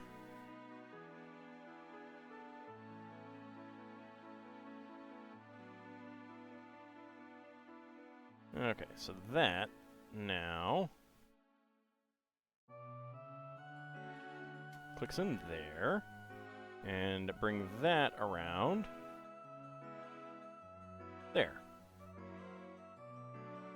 So making a trapezoid on top.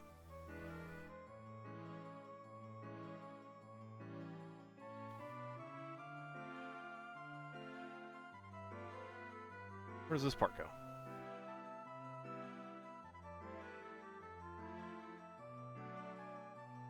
Hold on, extra part. I know where this one goes. Alright, let's see, what did I miss? What did I miss?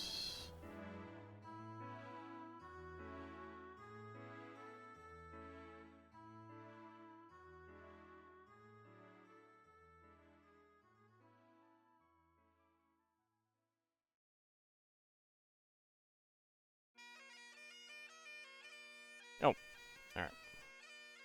I'll get that on, I see where it goes. Well, I gotta pull this over anyway. Alright, so that pulls over.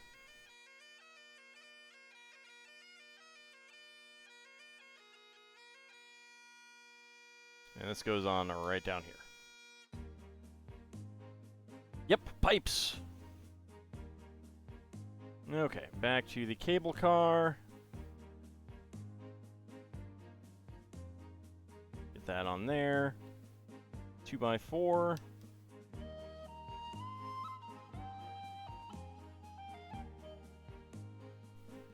And we are grabbing the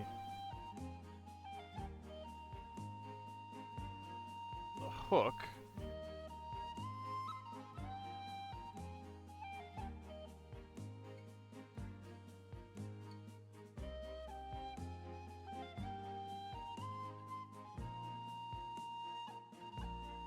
So we got the hook there. I guess it's probably easiest to do this off. So we hook that around that bar right there. Then put that up there.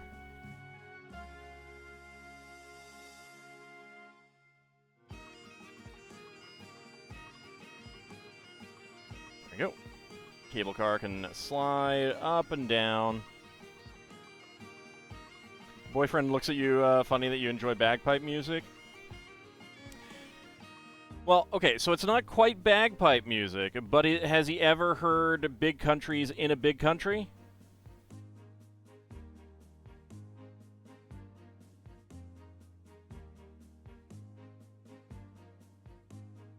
Because that's pretty great.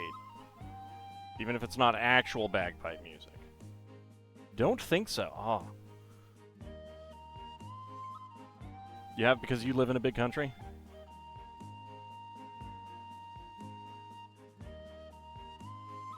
No, there's no bagpipes, but they are playing their guitar in a way that's like they developed a way to make a guitar sound like a bagpipe. Which is pretty fantastic. Alright, let's get this back up here. Just part way up. There we go. Alright, so spare parts. Trans orange and blue 1x1 cylinder plates. White spiral ice cream poop piece. Black 1x1 cylinder tile. Dark pink 1x1 plate flower. Magenta cherries. Brown long horn piece. And a black pneumatic tee as our spare parts.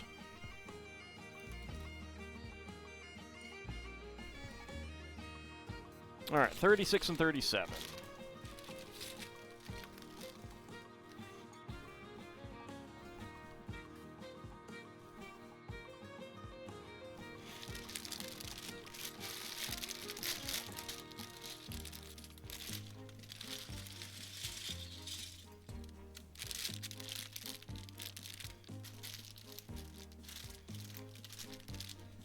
In a Big Country is probably one of my favorite 80s songs.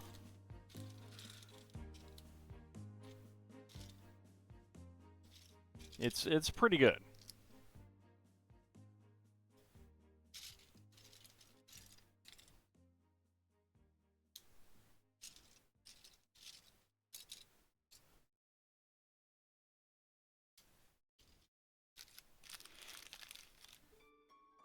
Yes, they do.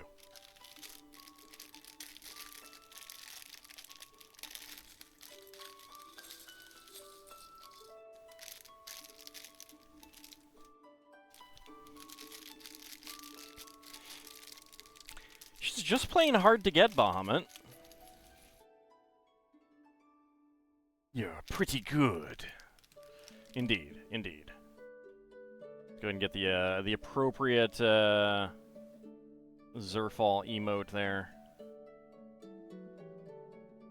There we go. That's the appropriate Zerfall emote. Alright, minifig. Black microphone. Legs, head, and torso over here.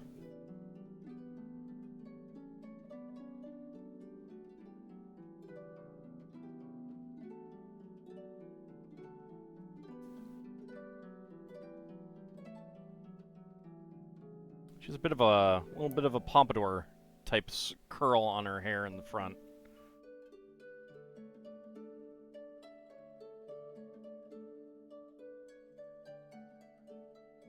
It's not quite a pompadour, but it reminds me of a pompadour. I don't know.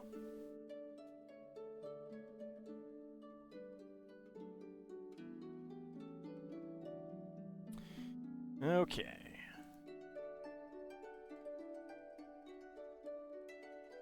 Alright, looks like we are making something that we will be... Don't knock the light off, please. We'll be putting on after this. So, is this the... Yeah, there's the same. Okay, dark gray 1x4 arch.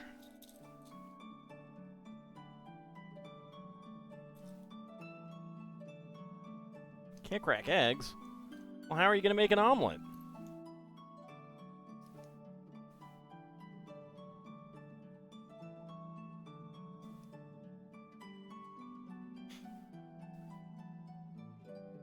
Might be thinking of the Lilith Queen.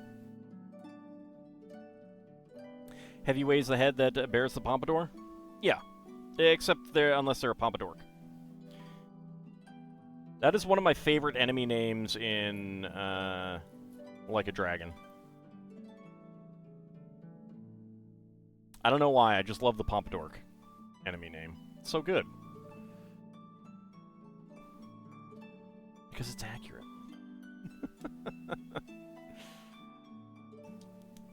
I don't think you can do that.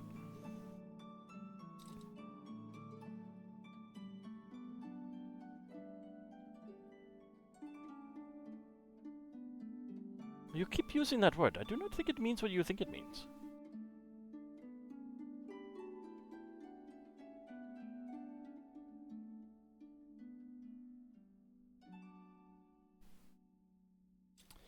Alright, there is a Technic beam here. Is 4, yes. Alright.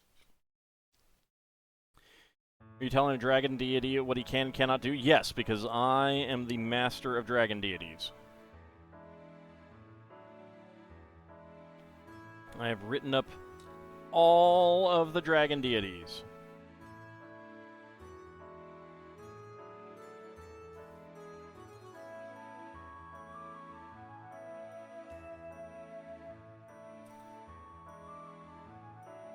I am, though.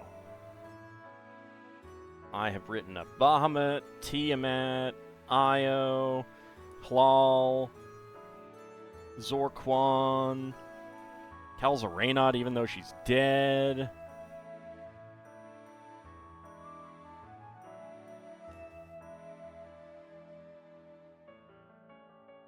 Right. Plug that in. Io. Did I say Ao? I meant Io.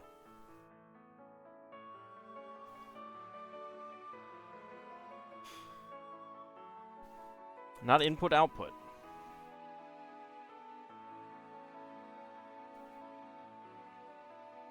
How do you know Ao isn't a dragon? Because he ain't. He's an overgod.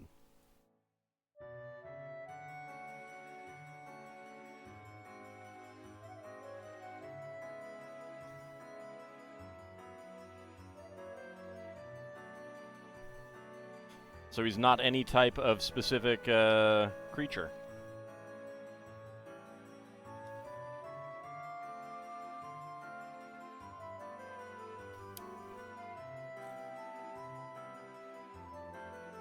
He does not grant spells either.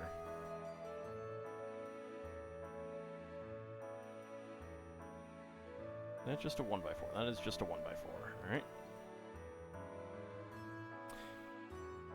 Yep.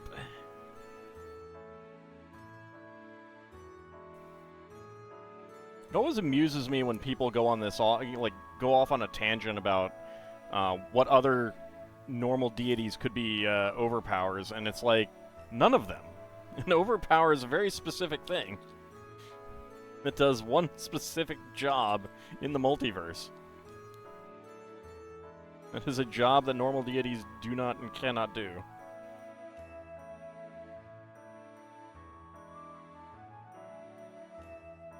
Yeah, but the Lady of Pain would just be a deity if she didn't reject worship. She specifically does not want to be a deity. There are other creatures that do not want to be deities as well, like Grazit. He doesn't reject worship, but he does not let it become enough to elevate him to godhood.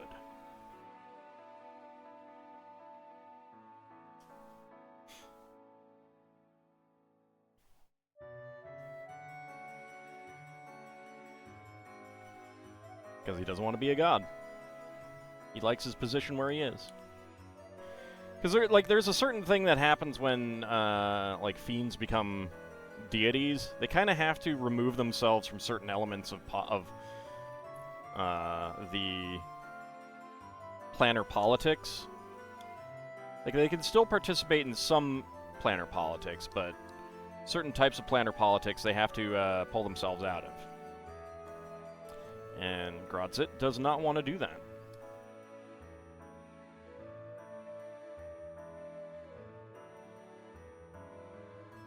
Lots of paperwork being to God, yep.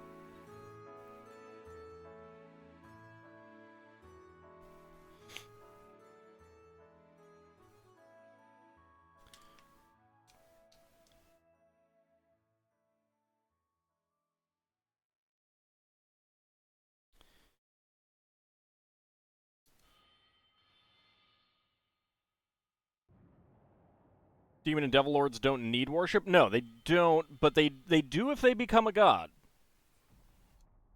Demogorgon, Kostichi, Sesanek, Juablex. They all need worship to maintain their divine status. Baphomet. They've all made that leap.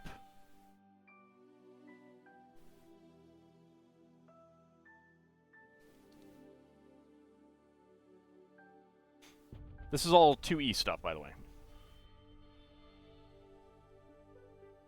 I neither know nor care what it's like in other editions.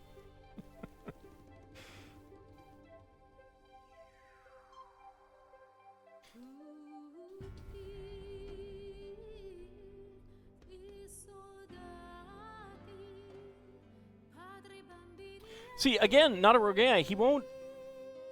Like, that won't spite him. He welcomes worship, but he's also perfectly happy to get you all killed if you're getting too close to making him a god.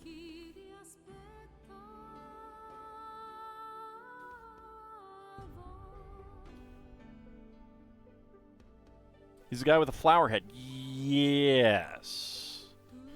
Yes. We'll go with that.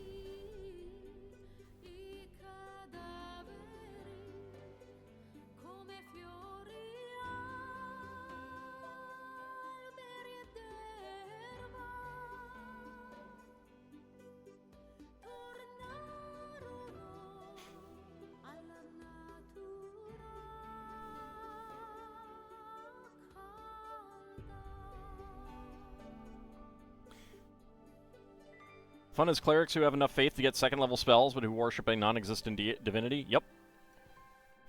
Although it's pretty hard to have enough faith in something that doesn't exist to get first and second-level spells.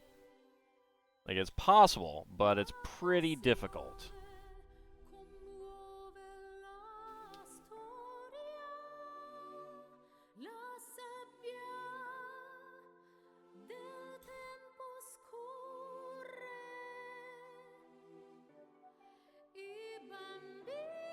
Unless, of course, you worship a deity that does exist, but just does not have access to your crystal sphere. Saw a mock of a Stranger Things Demogorgon made with the Lego Orchid set. Oh yeah, no, that's a good one. That's very, very well done. That was inspired because the Lego Orchid set has the Demogorgon piece, headpiece for the minifigs as, like, immature buds.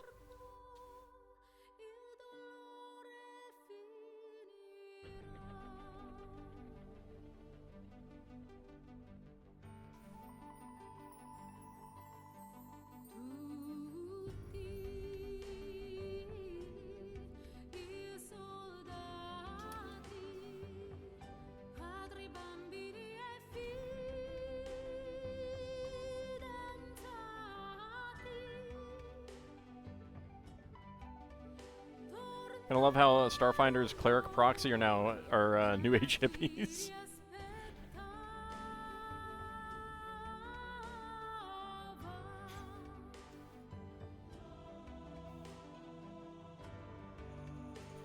Wouldn't the world just create a deity to match what you worship if the deity doesn't exist? Not necessarily.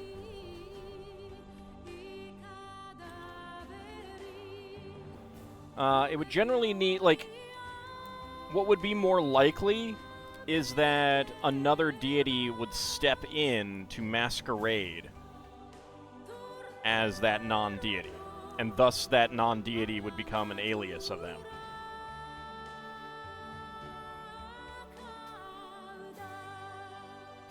At least, like, in the modern D&D setting, it's probably pretty unlikely for a spontaneous generation of a deity.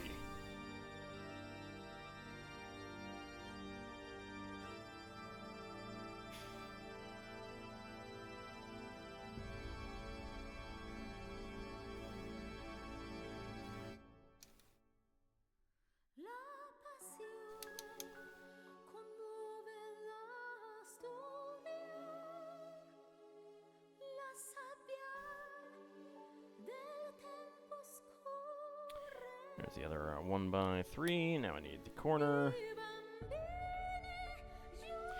Lyra, Consternation, post-Avatar's timeline. I don't think Lyra got any Laren worship after the Avatar crisis.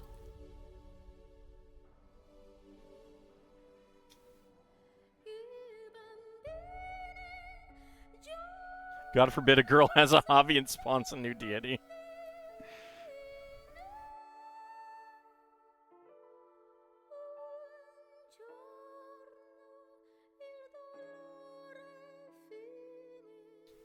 But yeah, like, if there is no deity of, you know,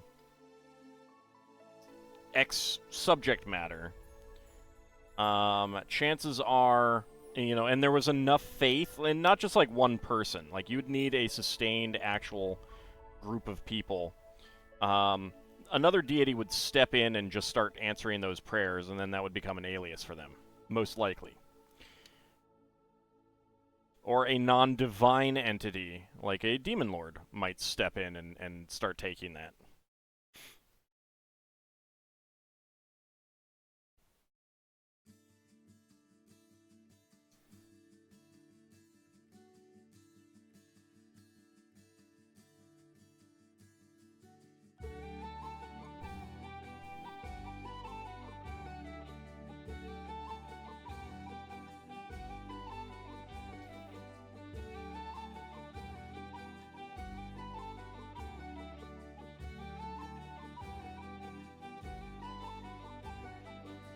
I haven't decided what I'm going to do with Pazuzu when I get to the Mesopotamian mythology.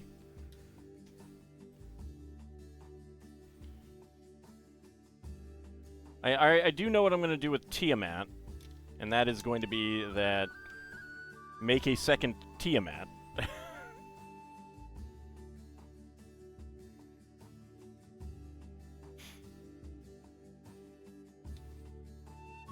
Because a lawful evil entity should not be the Queen of Chaos. Oops, I never got that 1x1 plate on back there.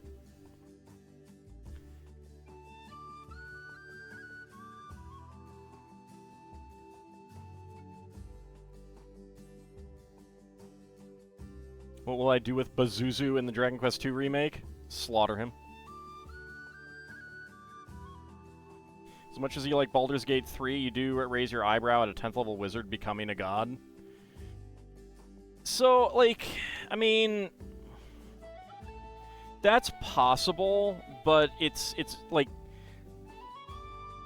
it would be very Deus Ex Machina, which again is fine. I mean, if you're writing a story, then that's fine, because it's not really about power.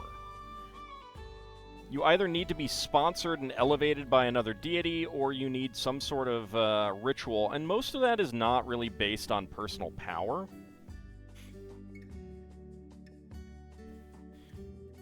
So I don't really have an issue with that. Not that I know exactly what that's describing, since I have not played or watched enough Baldur's Gate 3 to know what it is. Oh, he used Karsus's own spell? Okay, then that's a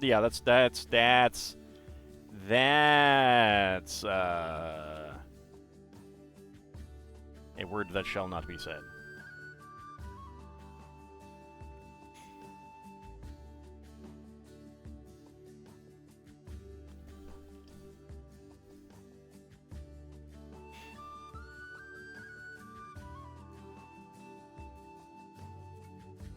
Calling her a fraud? You mean Tiamat? No.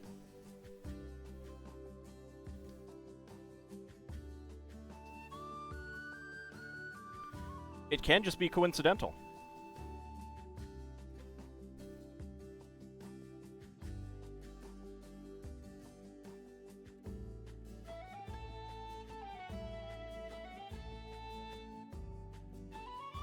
Yeah, two people can have the same name. And they could develop independently.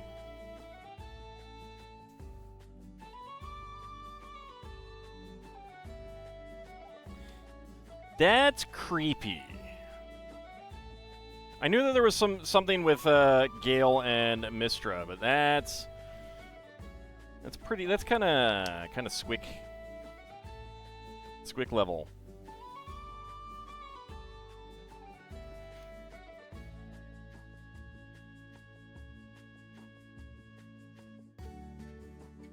I don't know, when I first heard that Baldur's Gate 3 was going to come out, I was like, all right, well, I guess I know what game I'm going to play the day it comes out, even though it's an edition I don't like. Then I saw the intro, and I'm like, never mind.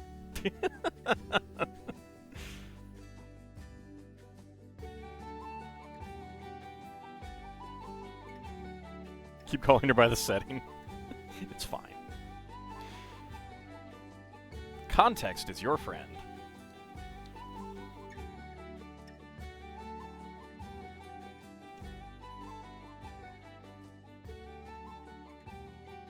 All the gods in the plane are dragons, as a creator deity for the plane was a dragon. I know, it's like you like dragons or something.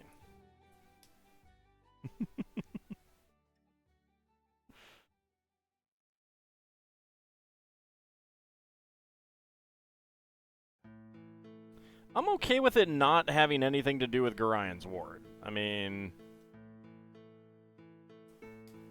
I would want it to have something to do with Baldur's Gate. I mean, it's 100 years on.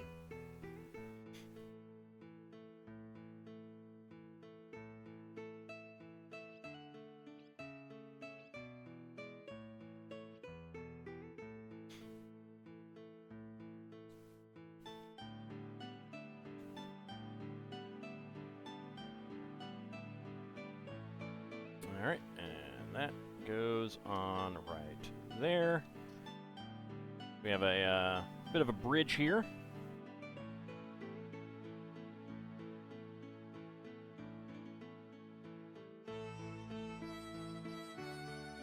Well, you know what they say, Bahamut? Just right, you can make it good later.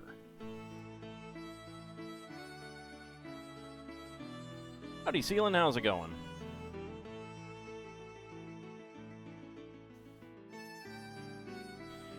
Baldur's Gate was always Gorian's Ward's story, though? Sure, but there's only 2 games. Like, if there had been 10 games, and I'm like, you know, there's expansions, sure, but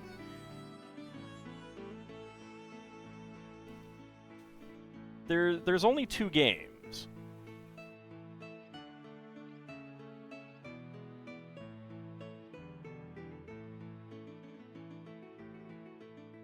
The main thing about a first draft is getting your ideas on paper.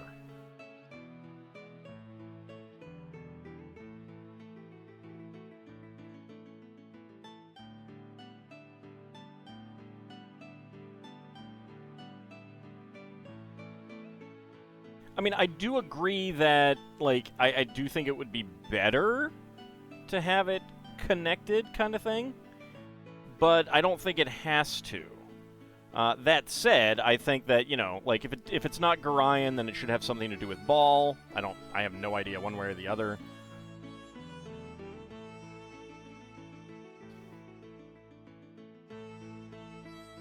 How you got to the end of your novel? Get to the end? Granted, now comes editing? Yeah. I mean, to be fair, I don't take my own advice on that. I need to edit my deity entries, and that has not really happened at all. My old deity entries. I need to like actually get to that.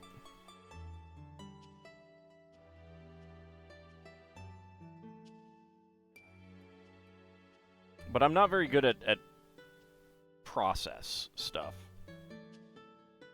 and I need to work on it.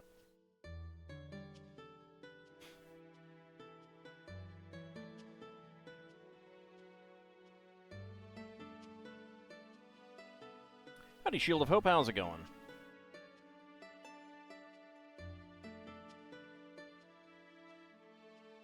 So I will say, like, you know, and my writing process is terrible. I know it's terrible. I have a hard time not being terrible at it. It is pretty common for me to, like, oops, not there. Write and rewrite paragraphs until I like it.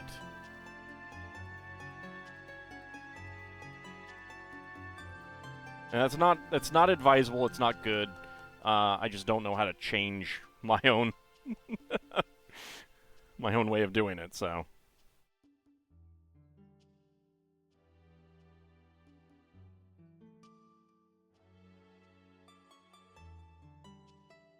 How did Ball spawn a Dragonborn when there weren't any around during the time of troubles? Wibbly wobbly, timey wimey, hand wavium.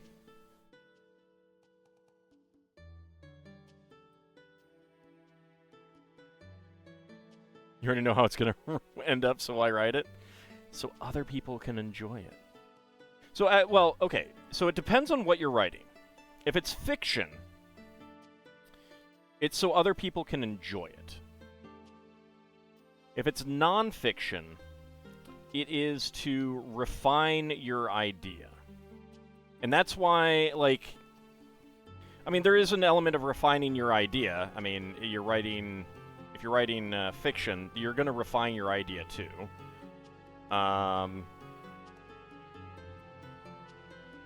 But your goal with fiction is to write something enjoyable, something that people are going to read and enjoy, kind of thing. You know, and maybe take something away if you want, if you're doing some moral lessons or something like that, whatever. If it's nonfiction, then it very much is writing to process your own thoughts on the matter. And that especially is why using AI to generate really either of them, but nonfiction in particular, is bad, because you're not refining your own thoughts with that.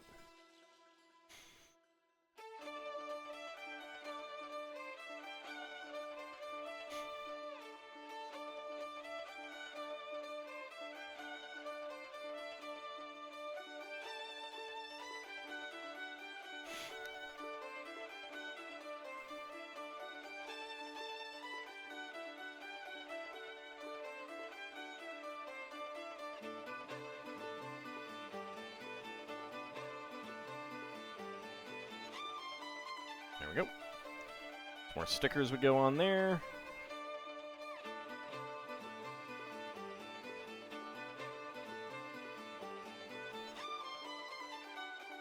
Started the fic idea because you hated the whole storyline from Dominaria United to March of the Machines. Yeah, I mean, that's a good thing. And the thing is like, if you really end up in, like, really liking what you've written, and it has, like, you know, positive responses from other people who read it and edit it and stuff like that. If you can strip the IP out of it, you can then publish it on your own.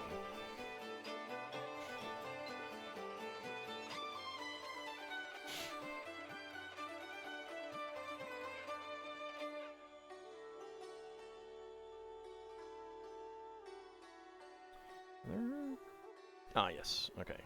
Friction half pins go in there and there. Miss those.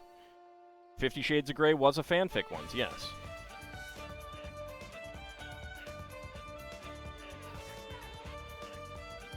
So was Twilight.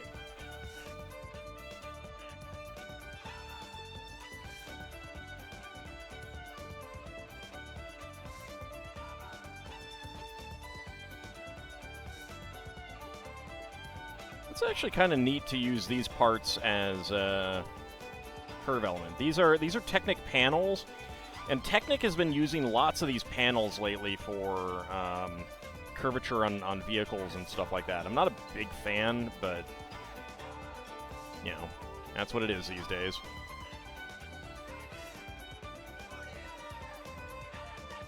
Twilight was not a fan fiction? Okay. Maybe I misheard or got it mixed up with 50 Shades of Grey.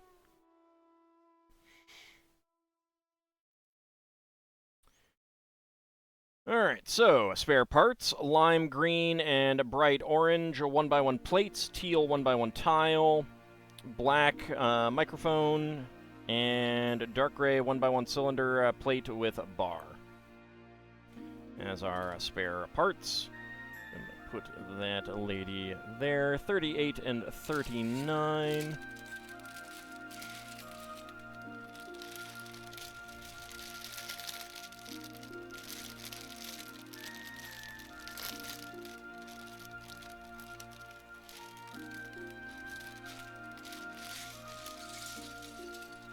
I was apparently wrong, so...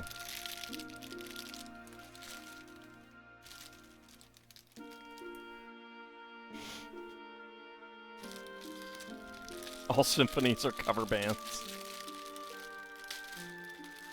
Oh, 50 Shades was a Twilight fanfic. That's probably where I got confused.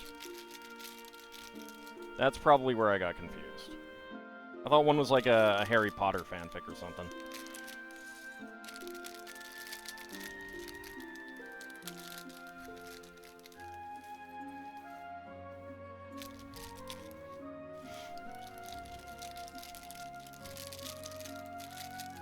But yeah, if you really want to write your fiction, a good way to do it is set yourself some time, however much you want to set yourself, you know, each day, and write. And it doesn't, like, you don't have to, like, don't feel bad if you don't get a whole lot done. Sometimes it's just, you know, important to think about it. Maybe you, you know, you can always jump around, like if you have, you're not sure how to get the start done. You could always write a middle chapter and figure out how you're going to start it later, kind of thing. Like, the most important thing about writing is just writing.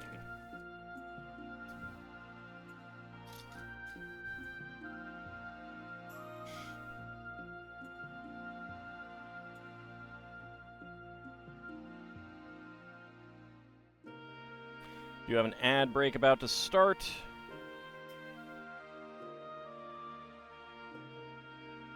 Remember a guy from Washington who disliked Twilight for reasons like there are no wolves in that part of Washington in addition to the awful writing. There's always, like... And the thing is, like, there's always going to be reasons to dislike something as well. Like, you can always find reasons. I have no love for Twilight myself. I don't care about it at all. But if people enjoy it, whatever, you know? Like...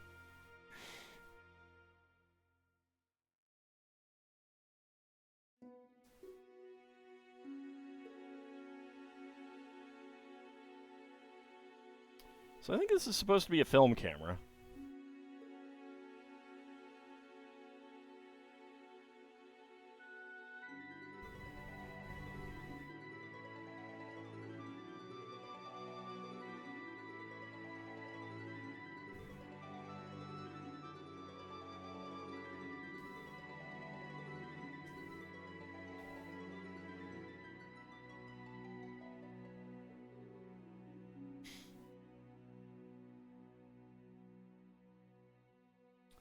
Let's see, 1x8. Alright, so the ads are about to start.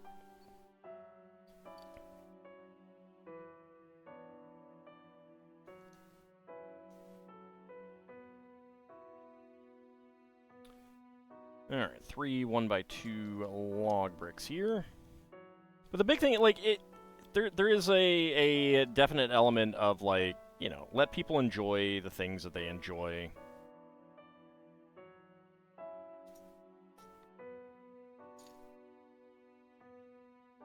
Like, you can criticize the author, but don't, like, criticize the people who enjoy it for the most part, kind of thing. I mean, there are some exceptions, but you really do have to get pretty extreme on the exceptions.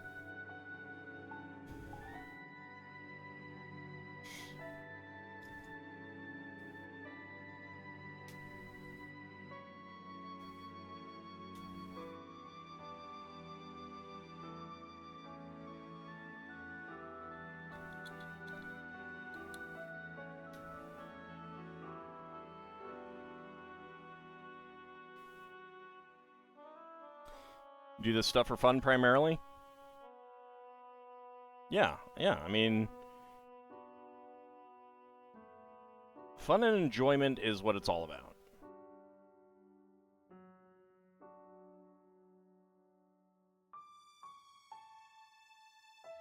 There's my corners. There they are.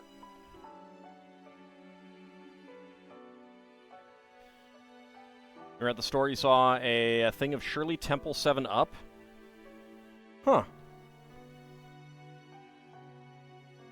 As in the alcoholic beverage Shirley Temple? I mean, obviously not alcoholic, or probably not, but... Or is this some sort of...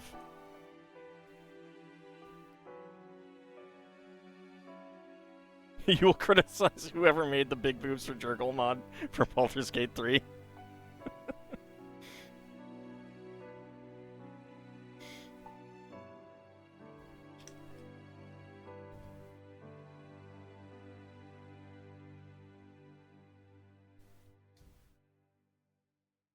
Why did you do that? Because it was there.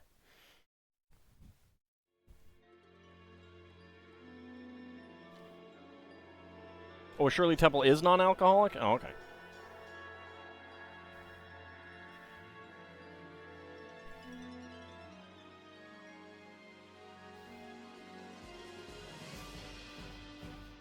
I don't know these things.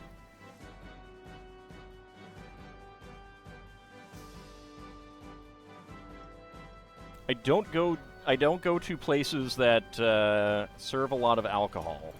Put it that way.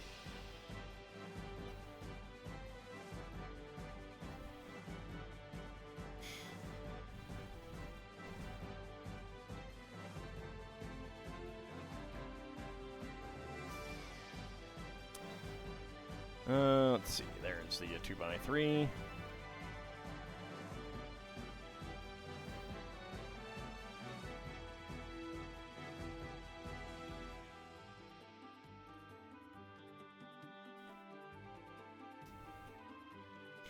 I figured it was just like a very lightly alcoholic drink, and thus, like, people would call you a child for drinking it if you got one. I don't know.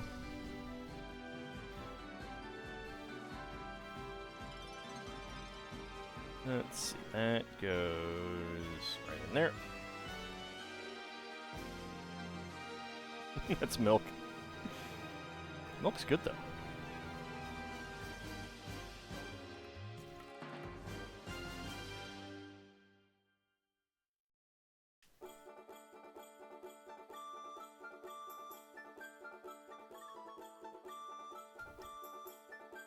I don't know. Oops, I don't need that.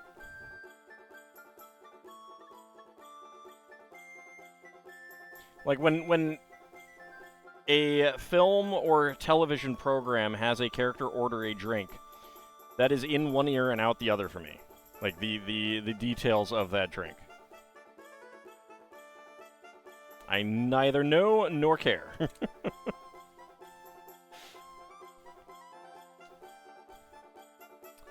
Oops.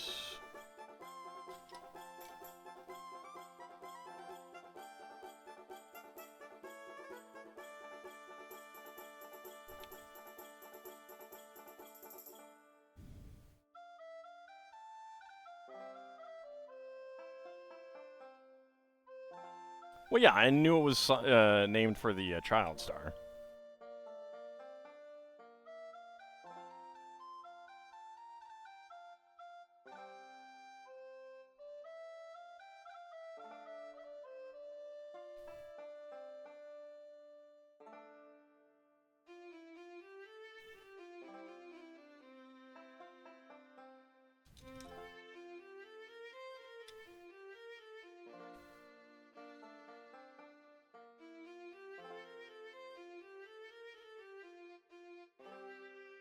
Alcoholic drinks are one of those things that I do not know much about and never actually will.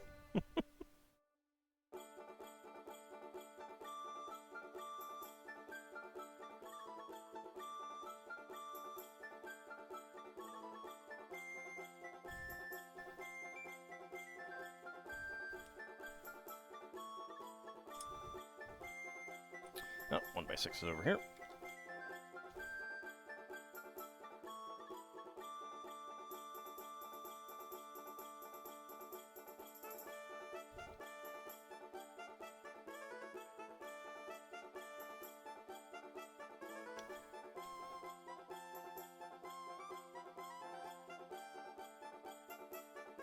I wouldn't even cook with alcohol very often because I don't like the taste.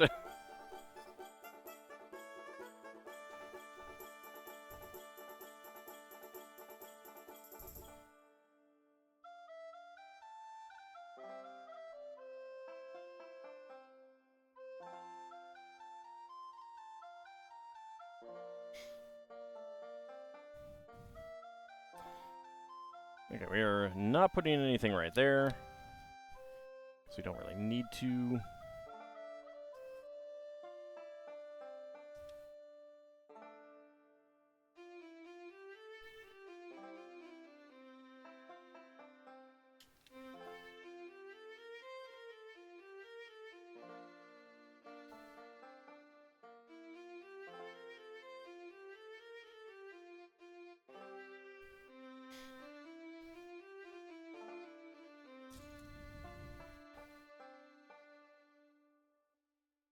Yay for non-smoking! Man, I'm so glad. I was so glad when, like, restaurants went non-smoking. When I was a kid and you'd get that blast of smoke from the smoking section, because even, like, if you're in the non-smoking section, you're still getting that smoke to the face. Drifting over and stuff.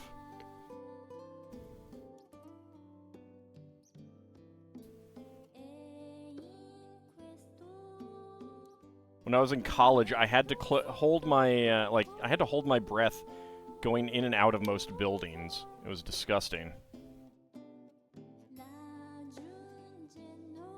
Is it sad that the current assembly looks like one of the sets of calipers you use at work? No? Because that's what it is. No, I'm just...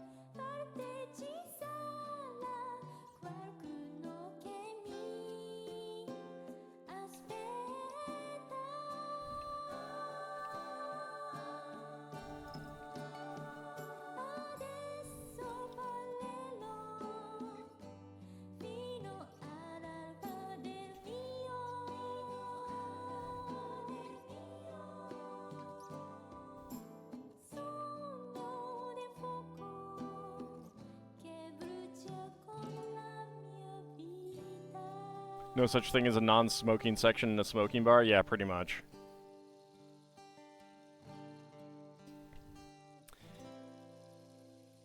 I love when people will, like, look at old photographs and be like, oh, wow, look at all these, look at this cool effect that there is with the way the lights are doing. How do they do that? And it's just like, the answer is because there was so much cigarette smoke. Like, go look at old photos of, color photos of, like, indoor sporting events. And there's, like, this blue haze over everything. And that's the cigarette smoke. It's like, ugh.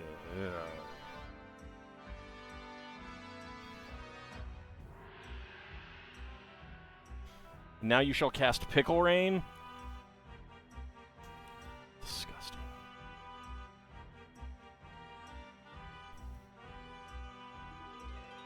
monster.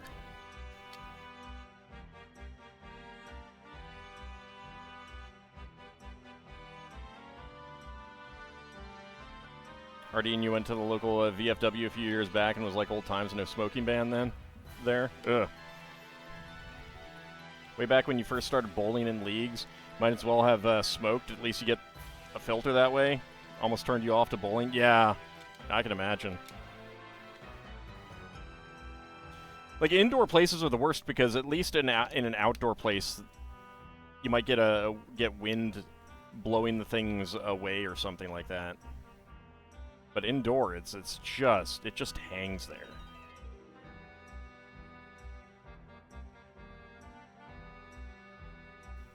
And it's no wonder people look so old in old movies.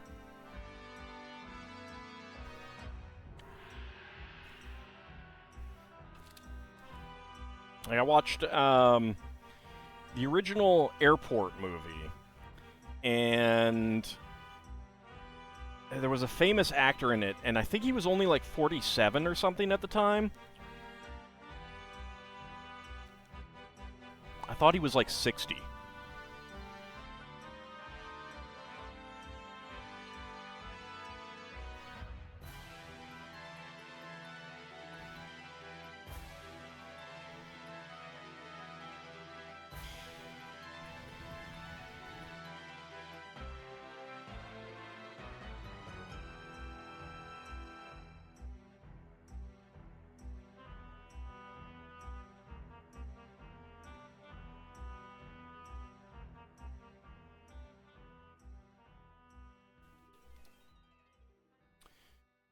Alright, doesn't say anything about needing multiples of these.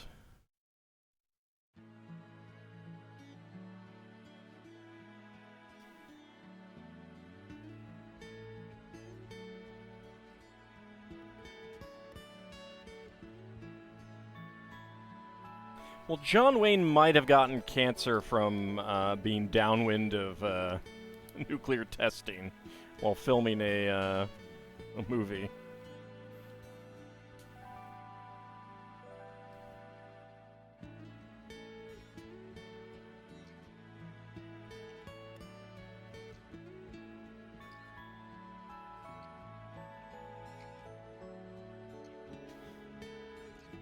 But yeah, like, so many good actors died relatively young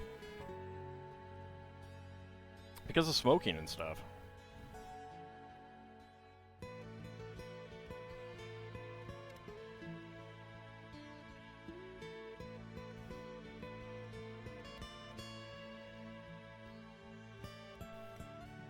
Yeah, The Conqueror, that was it.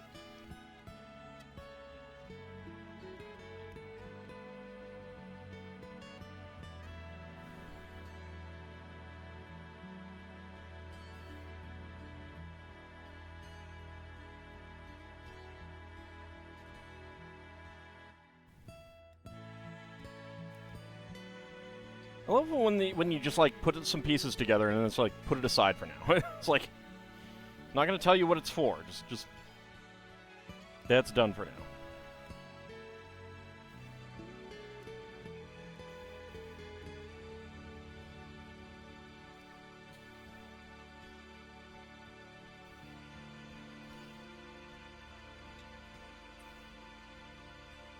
One by 4, 1 by 3, 1 by 4, and 1 by 4 panels.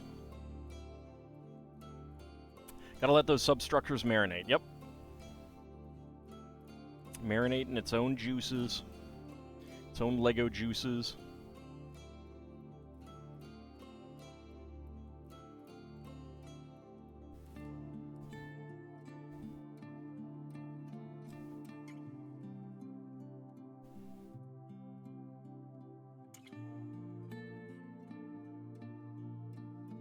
Oh, nope. It is that. I thought it was a different piece that I was looking for. Marinate like pasta and sauce? Yes.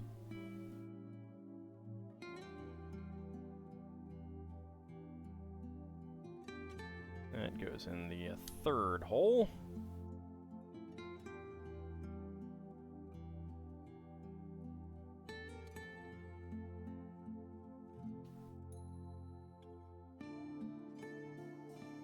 Okay, I have no idea what that is going to be.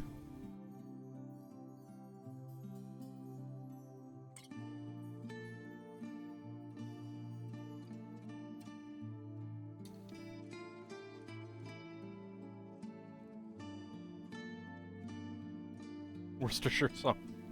Yes, you did spell that wrong. It's Worcester. It's spelled like Worcester.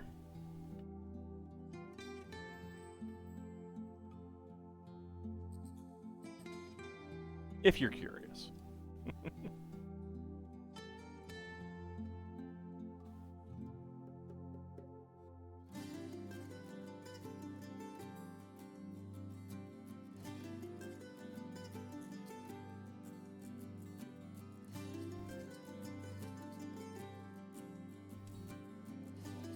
I'm not even sure if that's very close to water. Well, I guess there could be river fish rather than ocean fish.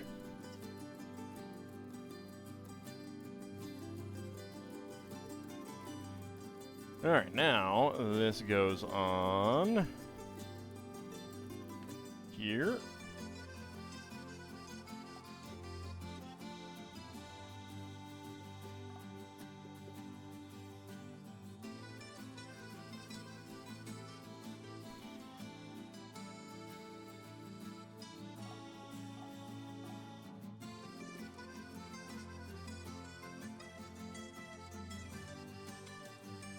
By 4 tile there. Not doing anything here yet.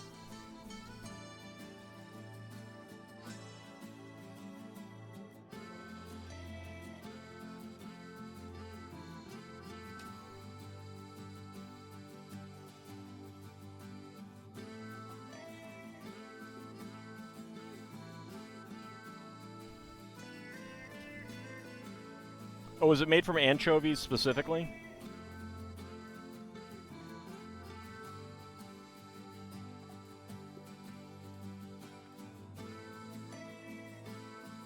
I basically know nothing about it at all. I don't think I've even ever had it.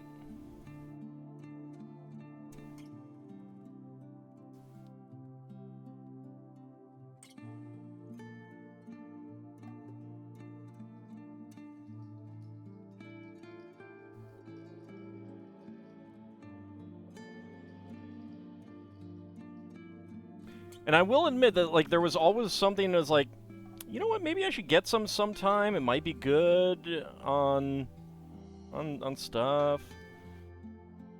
Should, you know, figure out what it's supposed to be good on. And then I learned that it was, before I had it, that it's fish sauce, and I was like, yeah, never mind. I'm good.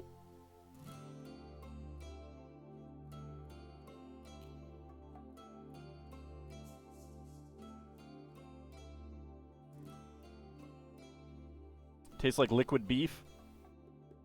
Well, the fact that it's fish is enough to make me not want to try it. I'm good. I'm good.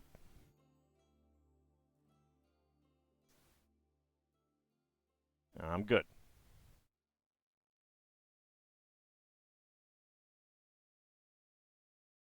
I don't do fish. I don't do seafood of any kind, really. Alright, this goes on right there. And I don't know if this was supposed to go on earlier and I just missed it, but I definitely missed it. Don't listen to what these people are saying. One is a proclaimed AI. That's true. It's true. All does not need to broaden his horizons when it comes to food. All definitely does not need to broaden his horizons when it comes to food.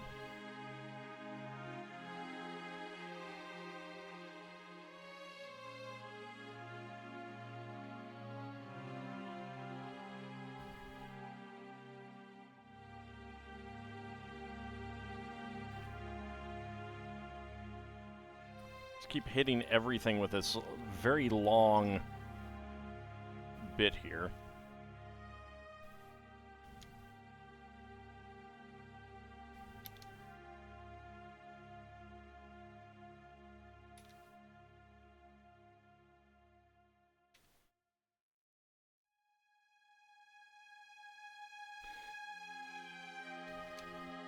we go.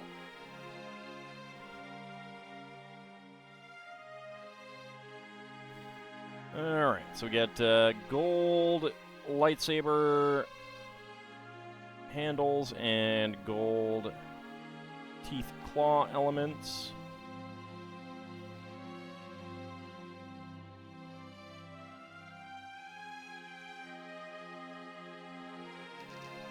Get that on there.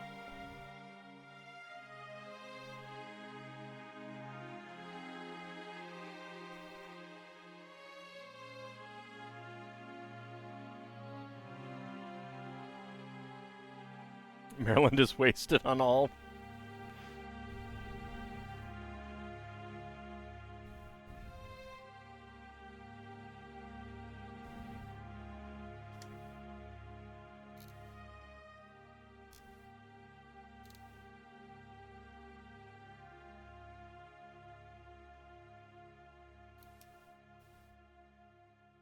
There we go. Nice curved bar there.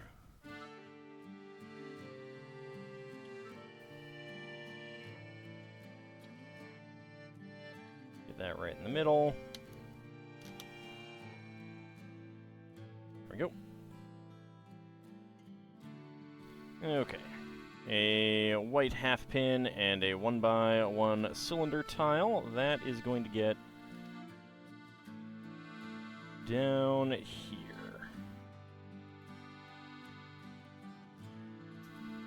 Alright, so that cannot go up any further than that.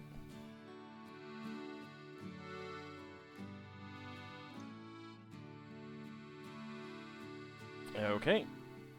And before we do anything else, we are now putting this on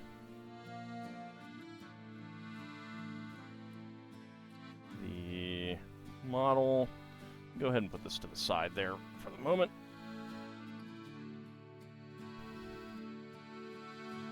Okay.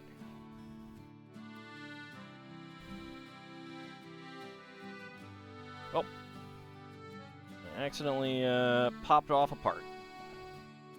Whoopsie.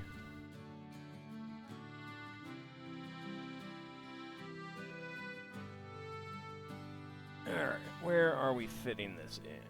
Right up there, yeah. Okay.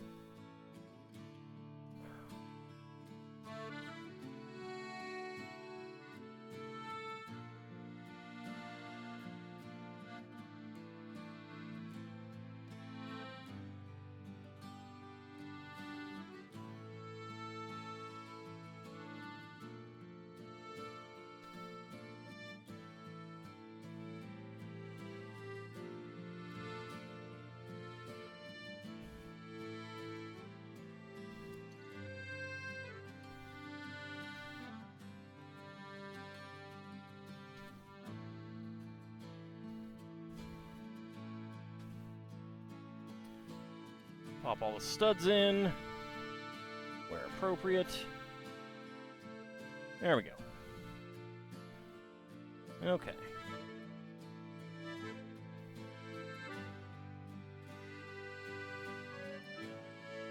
Well, that part's still not down.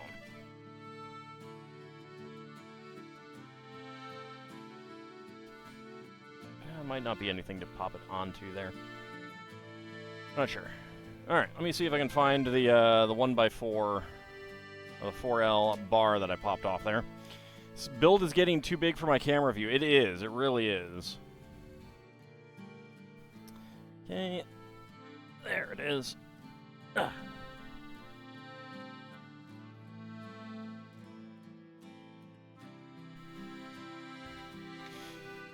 I actually, so, like, when I got it, I thought it was only a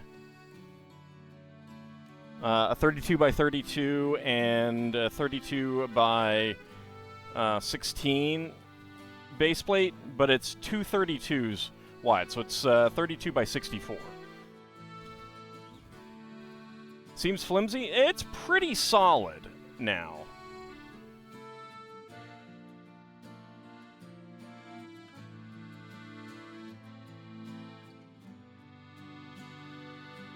Just got off from becoming a zombie Happy Meal On 7 Days to Die.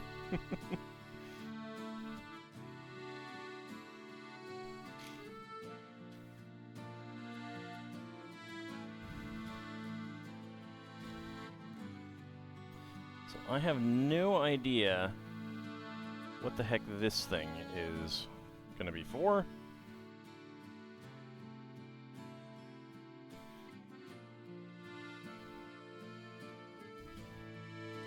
Okay, now we take the neon green garage door panels.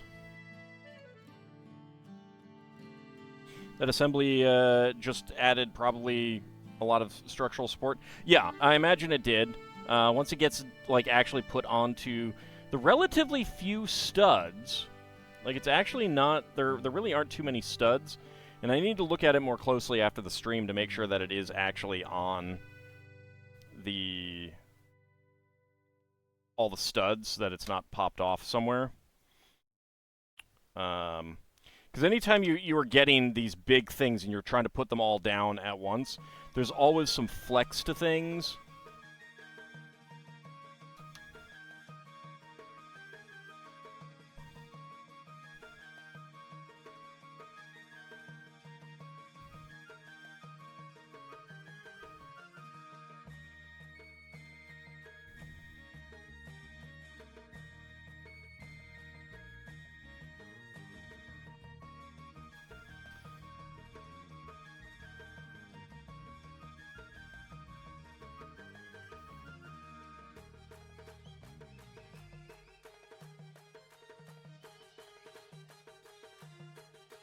The different uses that they're coming up with for garage door elements is definitely fascinating to me. That said, I am glad that we are still getting them as actual garage doors. They are one of my favorite pieces.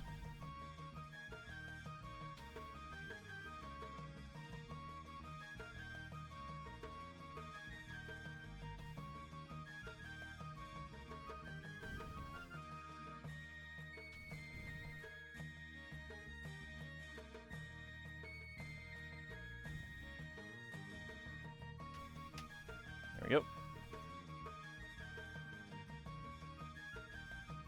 I will say that the number of gaps, like I'm pretty sure that there's going to be something there and there, but maybe not. But the number of gaps would definitely make an OSHA official cry.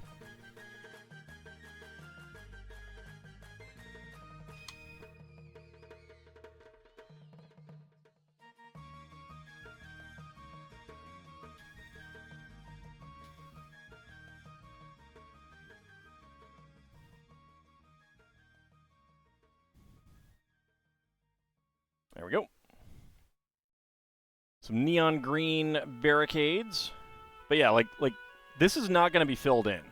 That is not going to be filled in. And you definitely have someone just, you know, sing and fall right back through there. Public safety is another emergency.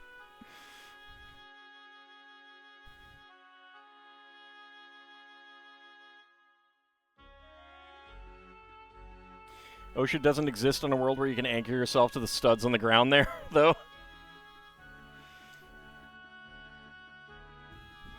OSHA can answer to this katana. Wow. Wow. So violent. They just care about your safety.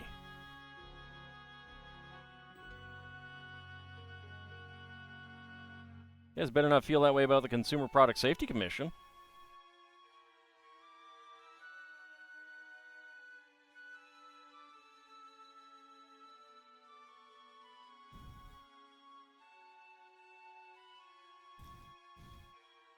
Go ahead and bring these pieces over here. That's the fun of Ninja City. Lots of places to jump, fall off. It builds character. I will teach you the way of ninja. Push. Ah! He did not learn the way of ninja. You will blow dry your hair in the shower if you want. I mean, you absolutely can. They're saying that you shouldn't. And, you know, if you die from it, you know, it's on your head.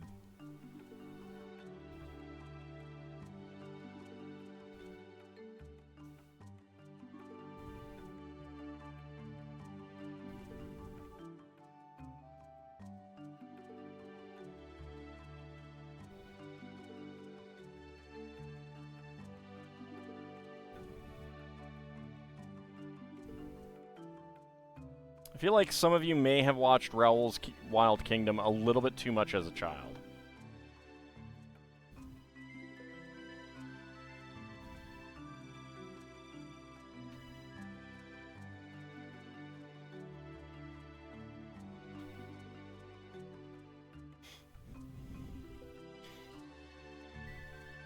See if you can learn to fly. Does bouncing count?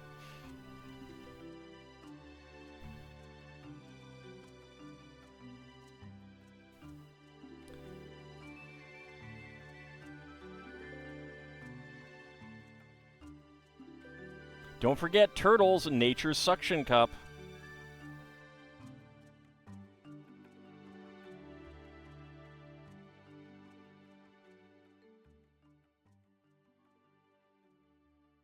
Oh, yeah, it's a black 1x6 tile.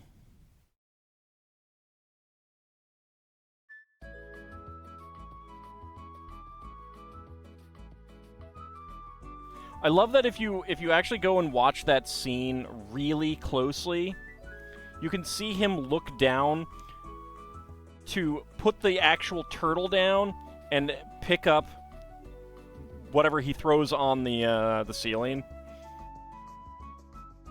It's a lot of fun about, like, when you start knowing... No, don't highlight the PDF. When you start to know a little bit about how movies are made, and then you start noticing these little things like that, it's a lot of fun, actually.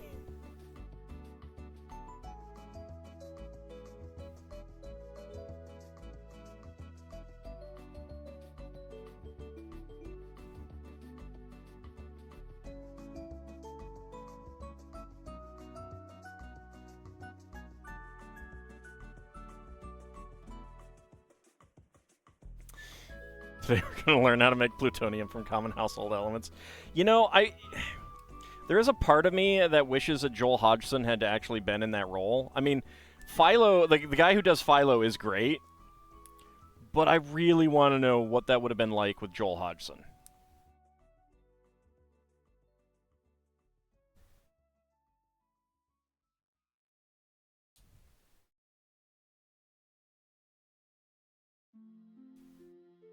But in that universe, we probably wouldn't have gotten Mystery Science Theater 3000, so... You know.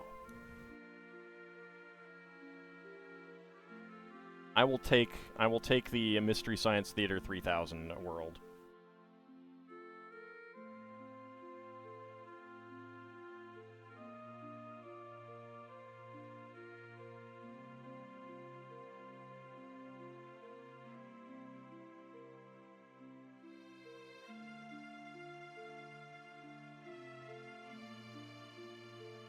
Nope.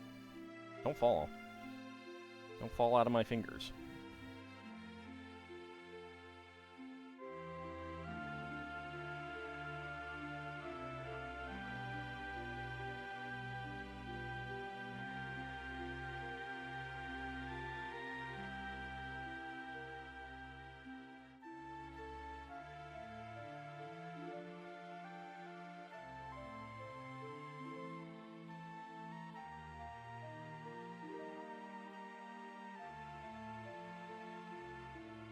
But it's also pretty great that one of the great comedy films of the late 80s and one of the greatest comedy TV shows of the 90s have that connection.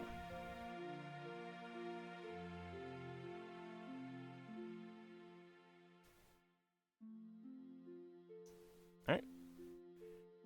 That is pretty cool, and that goes right here.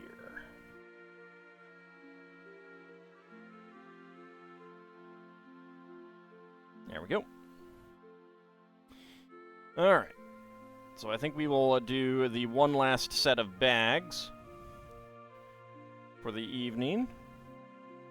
Alright, so spare parts, trans red, trans green, and medium azure 1x1 cylinder tiles, 1x1 cylinder tile in gray with top peg, orange 1x1 plate flower,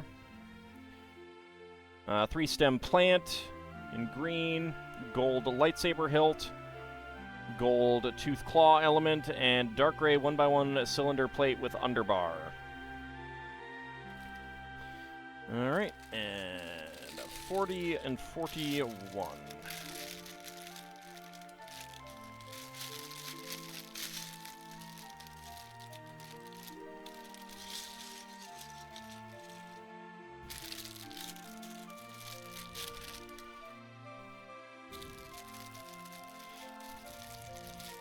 How many bags left? There's a total of 51. So we will be finishing this up on Monday. Monday's another start at 4, go through 10 kind of thing. And I will definitely break that that stream footage video into 2, because we will be going on to something else after we finish this. Well, you should get some more, because they are awesome. Everything's better with Lego. Everything.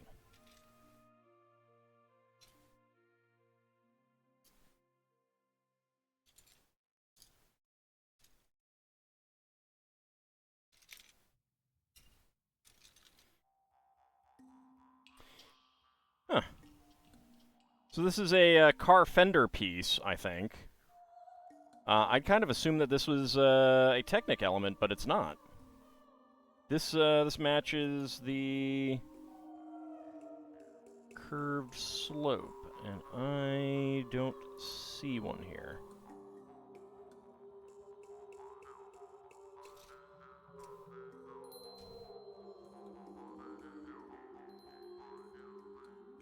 I wonder what sets these first came in.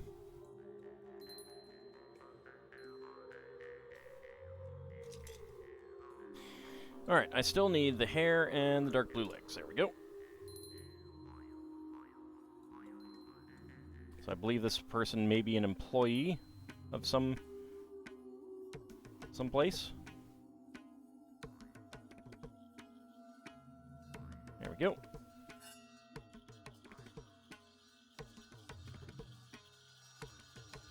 Her phone with her credit card on it.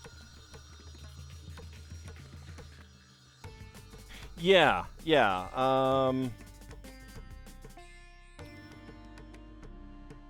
Actually, let's see. That might fit. Oh yeah, let's see. We've got a 3x3. Yeah, all right. So that will fit a 3x3 arch. That would also maybe fit that. Or 3x3 macaroni. Won't fit that one. This part right here is the 1x2 curved slope. It fits that. It's a neat piece. It's definitely a car fender, though. Alright, let's see.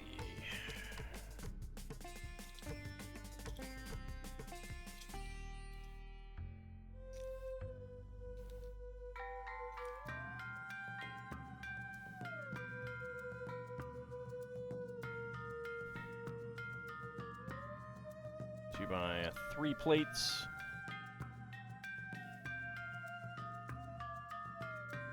Who knew Peter Pan was supposed to be played by a woman? Me? I think it's always been played by a woman in the plays and stuff. Wonder if there was ever a minifig of a Matthew Broderick character.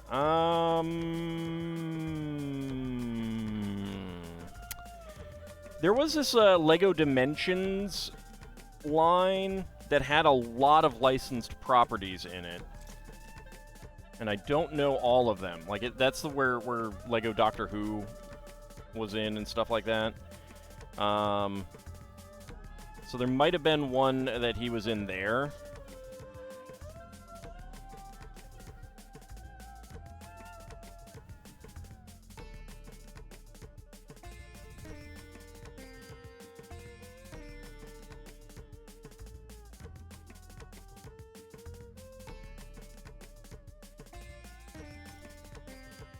Well, there aren't Simba minifigs, but there are Simba figs.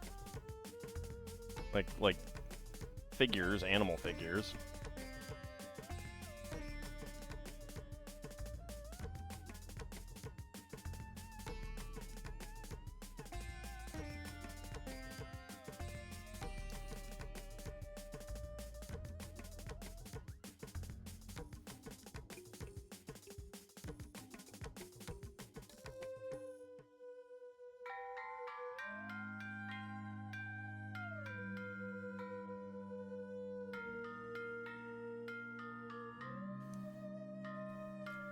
There's one by one. There's one by one.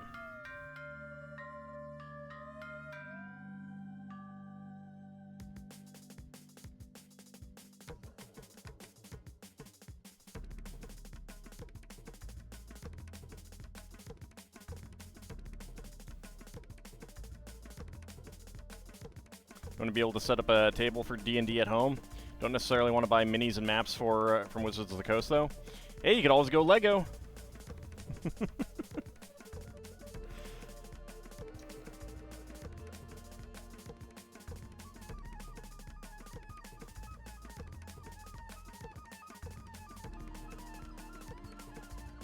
Been looking tirelessly for a minifig-sized cat for your family tree. Sadly, none of the right color appears to have been made.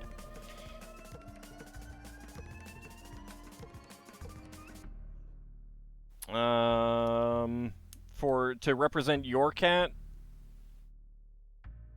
your Simba, Seelan, or is it another cat that you want to represent? Yep. Let's see. Yeah, I mean, like, I think you'd have to just kind of like take what you get, kind of thing, for now.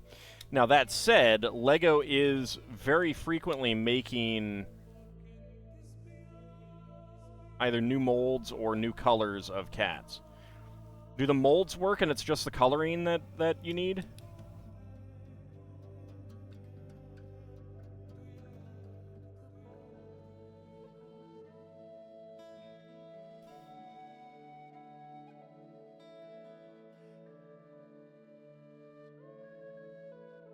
So I can always keep an eye out.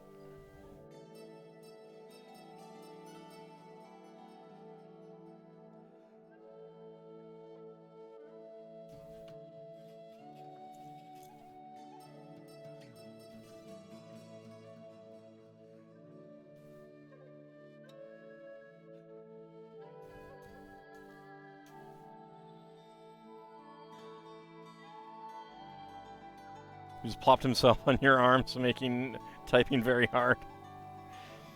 I mean, that's his job. That's what you pay him for.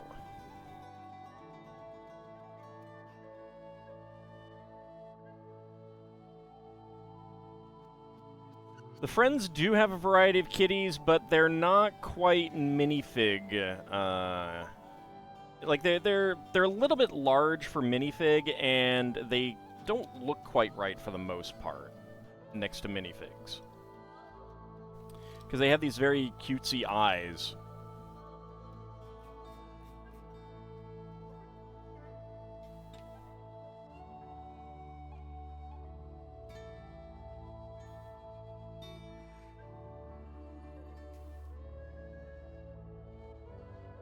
Let me look something up. I did take a picture of all the Lego cats that I could easily find that I had. It's definitely not all of the cats that I have. When did I do that?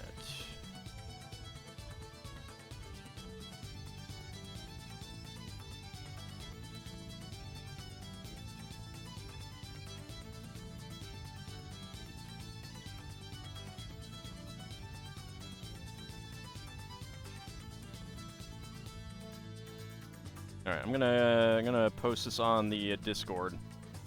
It's definitely not all of the cats.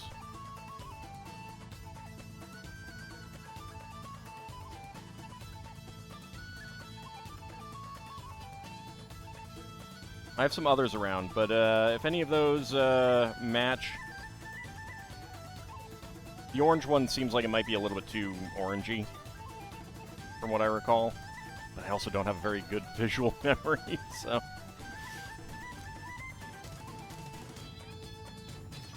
That's 5 and 6.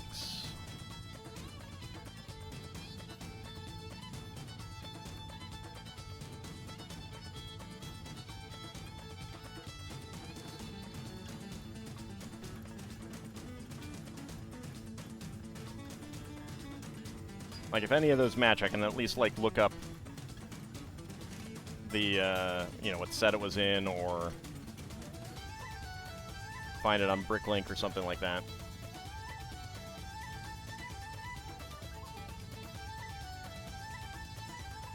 Okay, there we go. Get that on there. Get a door.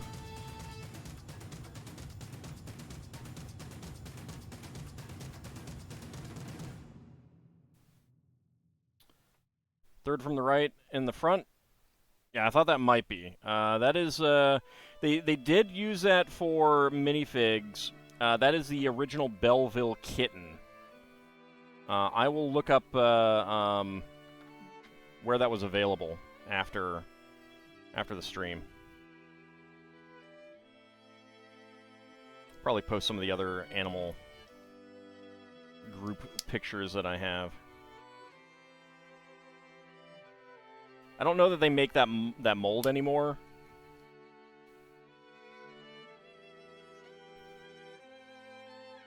But they did start printing on it after a while, which was nice.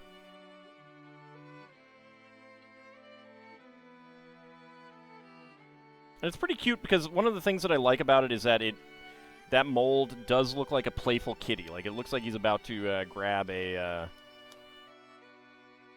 you know, a little toy or something. Belleville sounds like a place where they set a horror novel. Wow.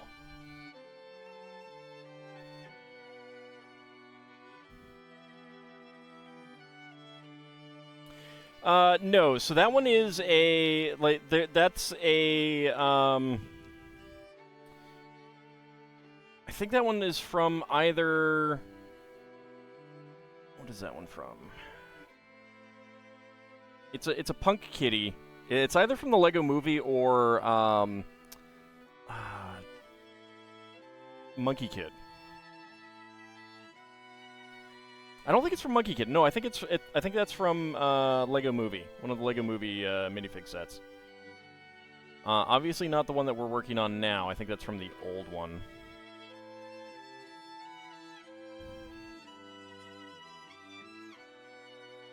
It was like post-apocalyptic Ms. Scratch and Post, I think is what that character was.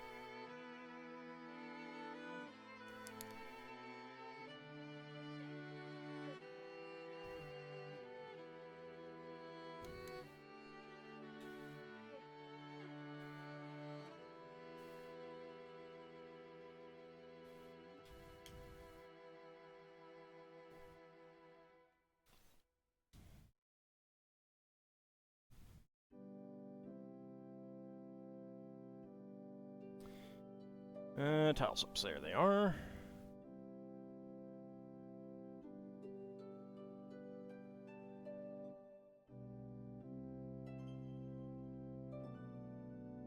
Yeah, Lego Movie 2, that's right.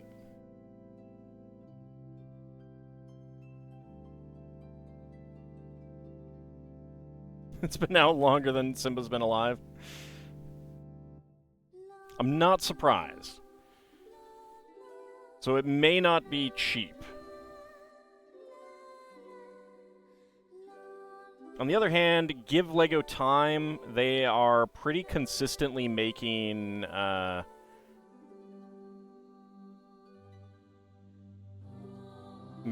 new molds or new colorings for like all the animals. They really like doing that. Because they know people love their animals and everything like that and want a Lego version.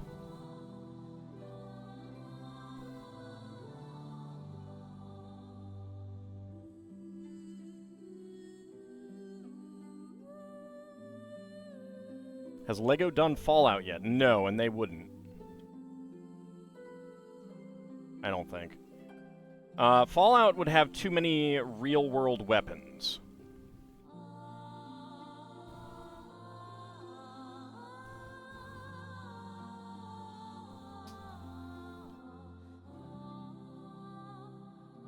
LEGO basically sticks to fantasy weapons or non-modern.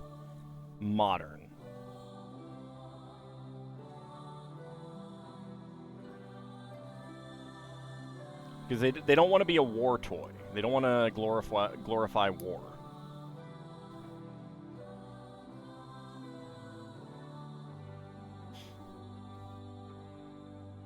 Prices on Bricklink aren't too bad. How have you not found this before? About $1.25. That's actually not really. That's not that bad for an animal. It's probably because it's a different mold. Like that mold doesn't exist anymore. I don't think. I don't think they make that mold of Kitty. So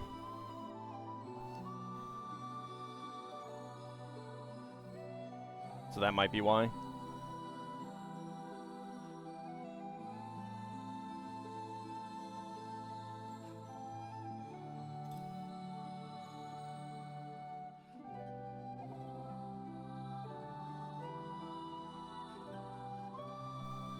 Alright. Get the door on the diagonal frame.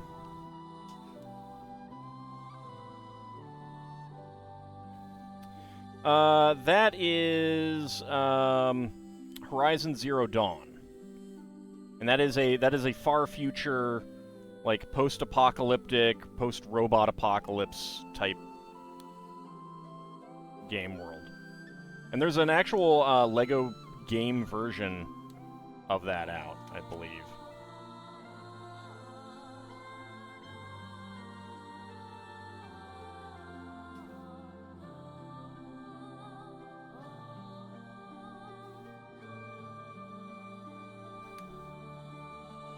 Like a Horizon LEGO game came out.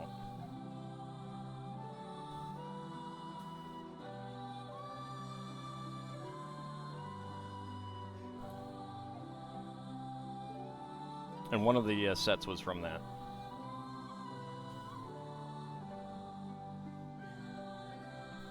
The tall neck itself is really nice.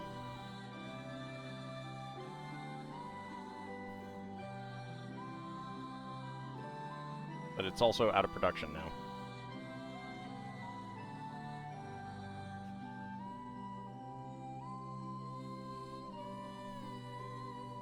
Yeah, I know it chafes a lot of people that they don't make that kind of thing.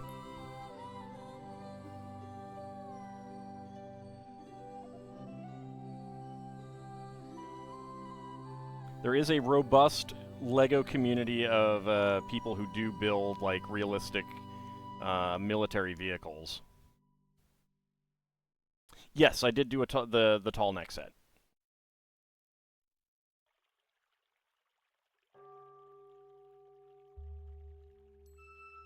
I mean, people complain about everything, so...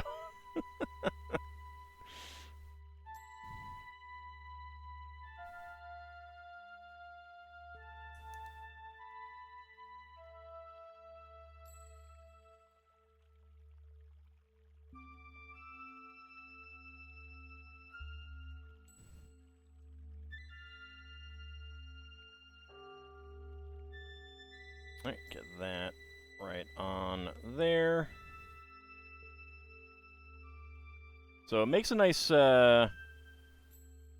transition there, but not up here. Not so much up there.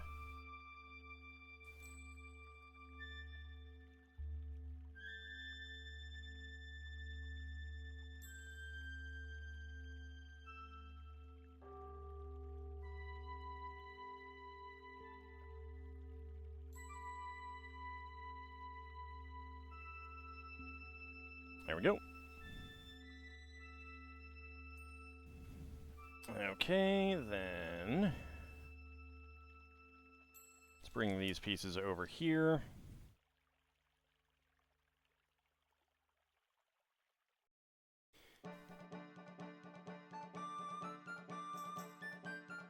I'm still hoping that they do another D&D minifig set.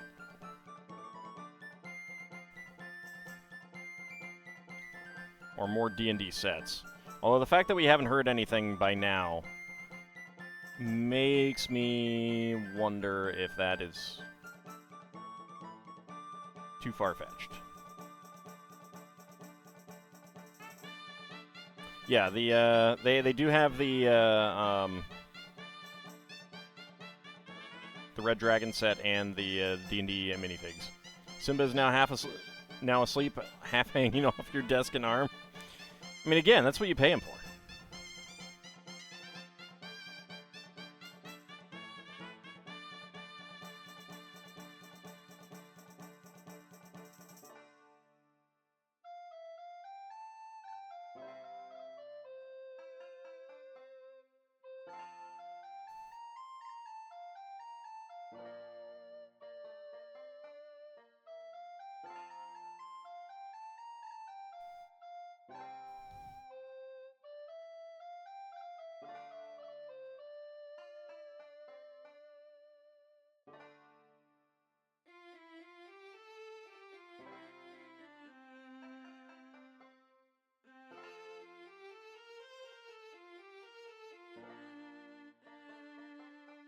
Team out from the cartoon.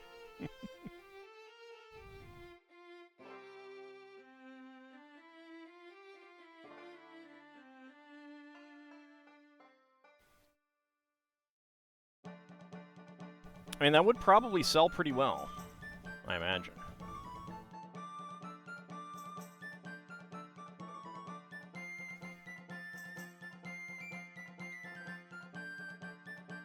They do like making large dragons these days.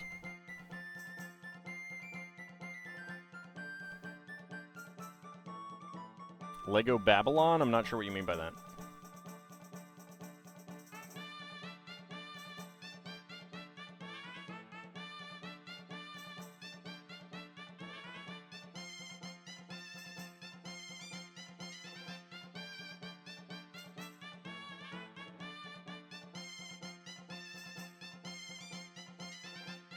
Okay, let's see.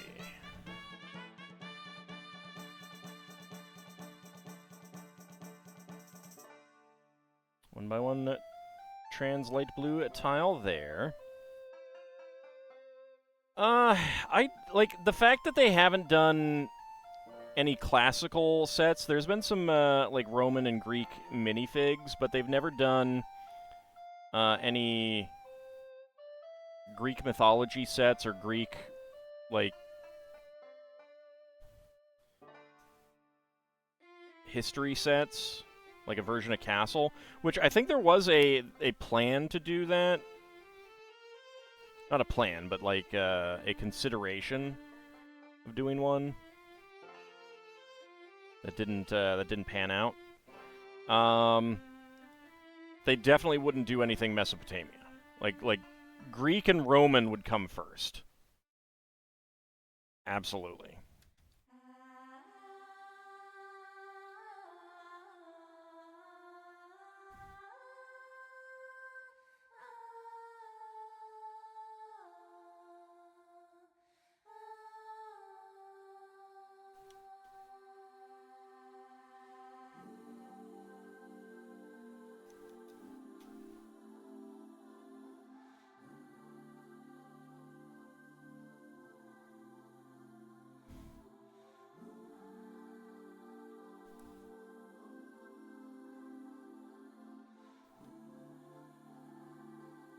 Alright, let's get these tiles in. Did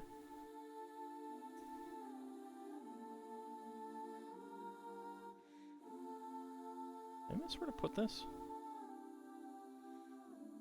Might have.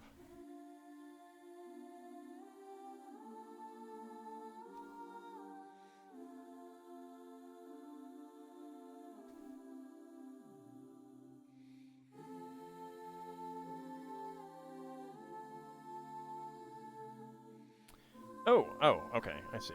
That goes up there. Definitely missed that. And this goes on there. Okay.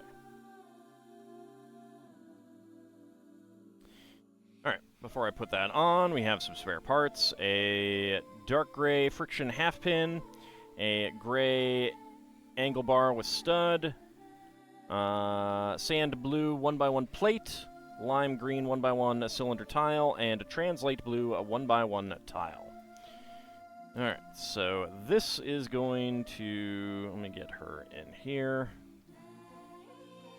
Because she is obviously an employee of this, I don't know, phone store maybe?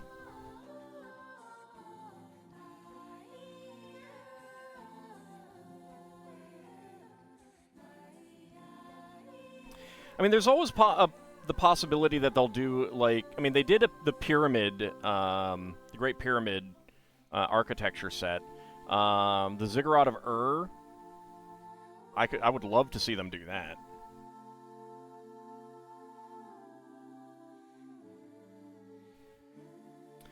Okay, so this gets in right here.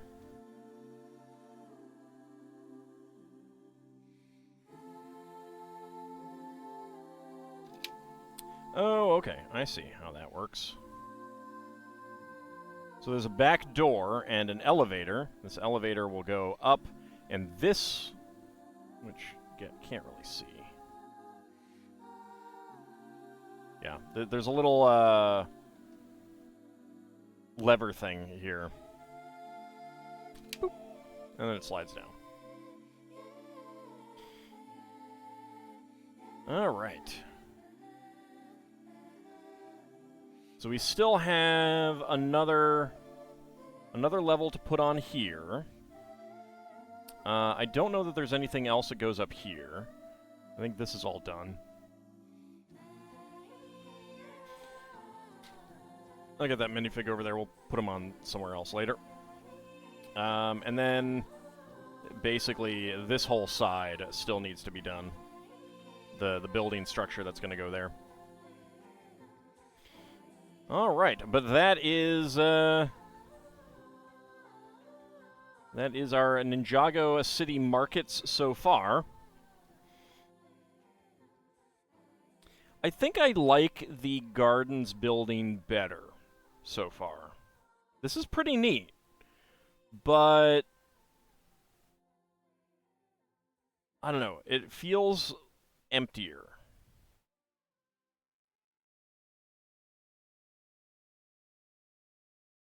All right, but we do have bag number 42 coming up next.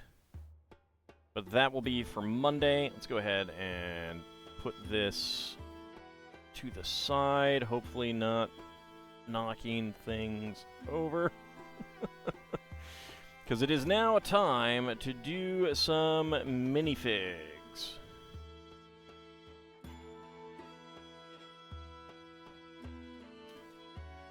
There we go.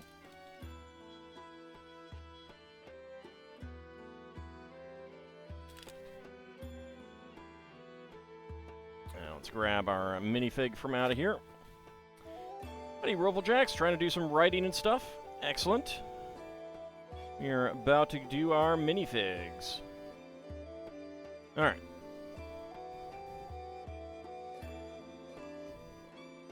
That is 20. I'm pretty sure we do not have 20 left in here, so let's re-roll. 13. 1, 2, 3, 4, 5, 6, 7, 8, 9, 10, 11, 12, 13. So we're still trying to get one more fig here. So let's go ahead and start a prediction. Can all guess what is inside the minifig pack? Get your predictions in. So the one that we are waiting for is the construction worker, lady construction worker there. So let me go ahead and roll my die to see what the die predicts. 10. It is predicting the barista. So get your predictions in. And get my timer up and ready. Okay. So, Ice Oven, 2. That is President Business. 12 for Bahamut. That is Taco Tuesday guy. Vigastry 16 female Minotaur mermaid. It's not actually a Minotaur mermaid, but 9 for Nadaroge AI. That would be the construction worker that we need. 15 for Abcody. That would be the panda guy. I don't know if there's any more President Business, and I don't think there's any more panda guys. 19 rerolled to 15. That would also be the panda guy. And before these construction workers were stolen for some reason, is possible, I suppose. But yeah, like, of these minifigs, if that's the one that someone absconded with and did a swap, that would be weird. So, Abcody's rerolled to 8. That would be Shakespeare. So get your predictions in. Can I guess what is inside the minifig pack? And how quickly will I get it? Got about 20 seconds remaining. Can I guess what is inside the minifig pack?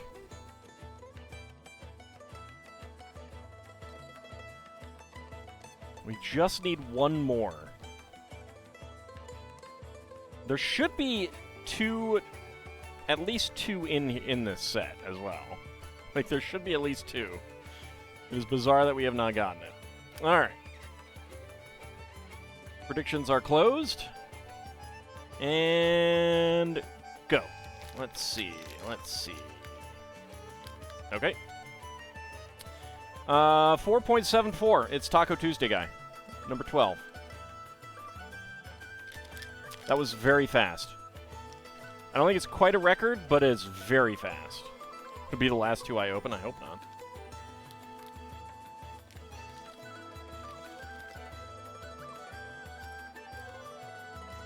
Look at that. Taco Tuesday guy.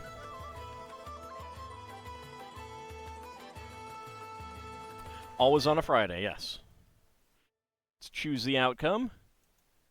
Within 20 seconds, complete that prediction. And Abcody, Kinshir, Cozy Cat Gamer, and Vigastry getting all of the hams. Very nice. Shield of Hope and Ice Sovereign going for 20 to 50. Lord Canis going for 50 to 60. And Bahamut going for no.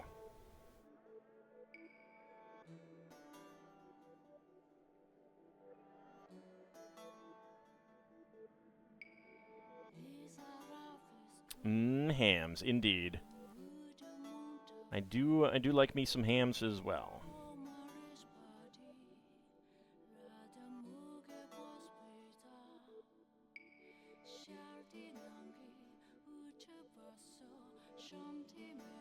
Let's get the head on at least a little bit, and I can rearrange the poncho. Or I could drop him. Howdy, Yaru. How's it going? I guess I'll have him sit down. Sure, well, that's fine too. There we go.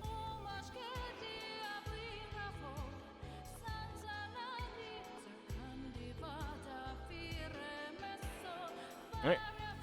Get his hat.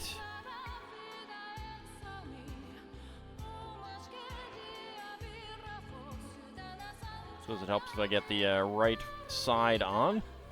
And we'll put his, I don't know, cheese slices in his hand for now.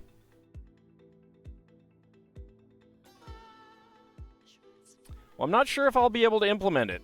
It's like, the game is tomorrow. But I'll see what I can do.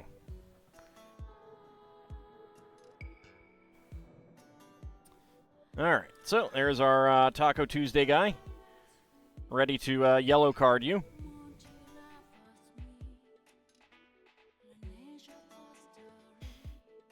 Alright, so let me go ahead and mark that guy down. Next up, we got Series 13.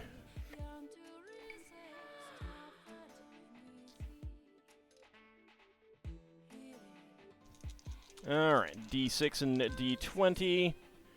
Alright, 6, so we're going over here. And a 19, I'm going to need to re-roll. Let me see how many there are. 1, 2, 3, 4, 5, 6, 7, 8, 9, 10, 11. All right. It's a D12.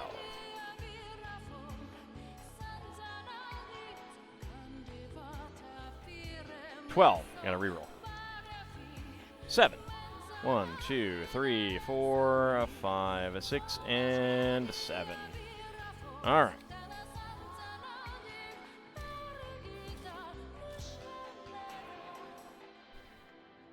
And let's start a prediction. Can all guess what is inside the minifig pack? Get your predictions in. All right. A D20 to see. 19 again. Nope. 17. Nope. 6. All right. So that is the lady paleontologist. So let's see. 2 for Isovan. That would be the sheriff. 6 female Minotaur Bone Digger. Wow. The female archaeologist. 6 for Not-A-Rogue AI as well. And Bahamut. 5 for Abcody. That would be the Goblin Raider.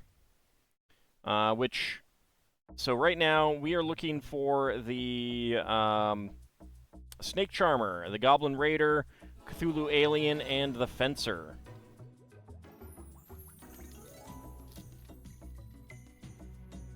So go ahead and get your predictions in. The Bone Lady, indeed. Leonin Barista and a Minotaur Stage Singer Dancer.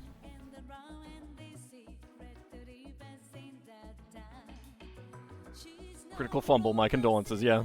Oh, and that one for Seelan, that would be the Happy King.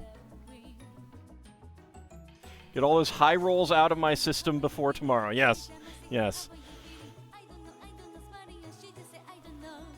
Then again, I could just start using my rerolls, you know? That might be something that I do. All right, 20 seconds remaining to get your predictions in. Can I guess what is inside the minifig pack?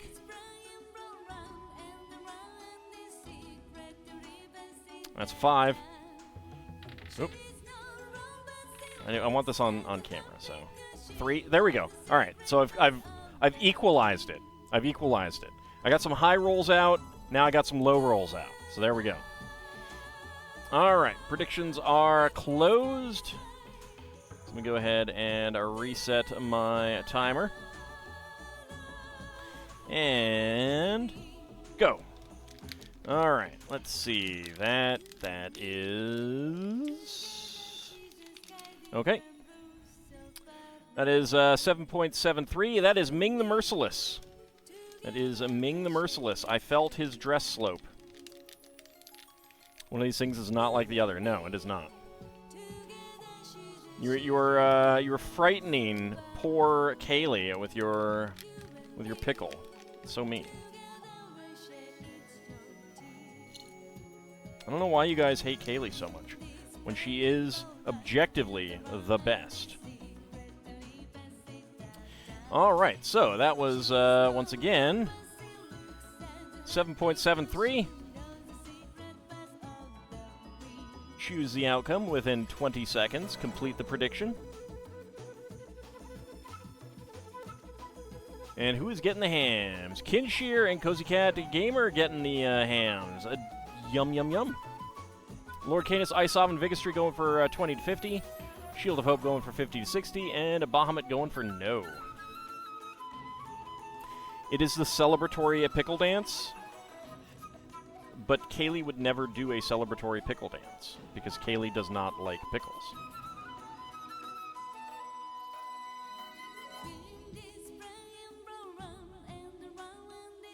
Alright, so first his cloak.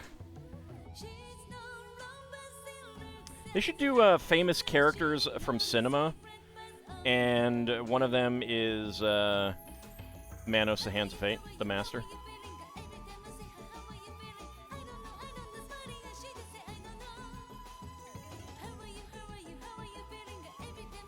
I mean, I made Kaylee. You would think that, you might think that I would know what Kaylee likes.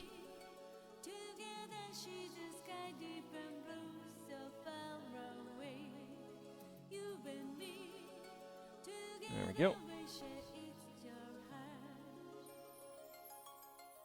Okay, let's make sure that the cloak is lined up properly. There we go. Except he has a beard. Dang it. Dang it. Have I ever heard the song Kaylee from the 80s? Maybe. Who's it by?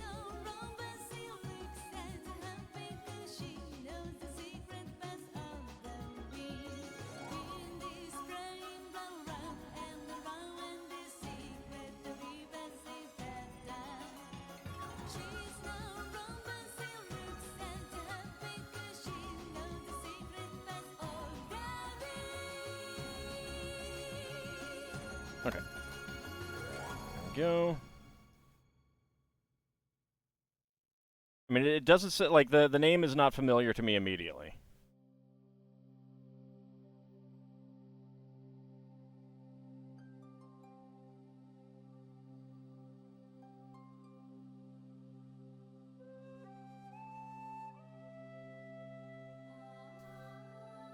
There we go. He's got his flame staff. I do really like this, this minifig. Marillion? Does not sound familiar, so no, I probably do not know it.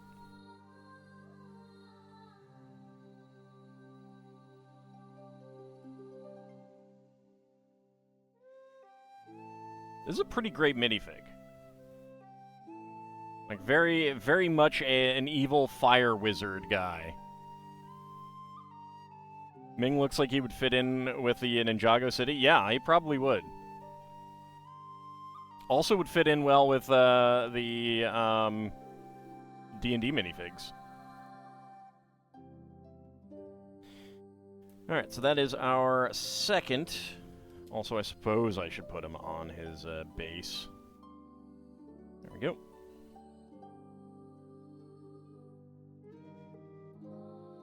Ming looks like he'd throw down with Zastom. Yeah. Oh, yeah. What do you mean there's no Zolkir of elemental fire?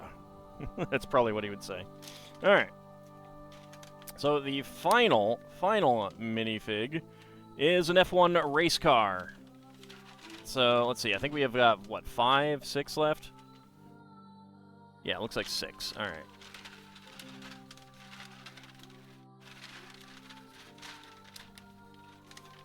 Alright, there we go.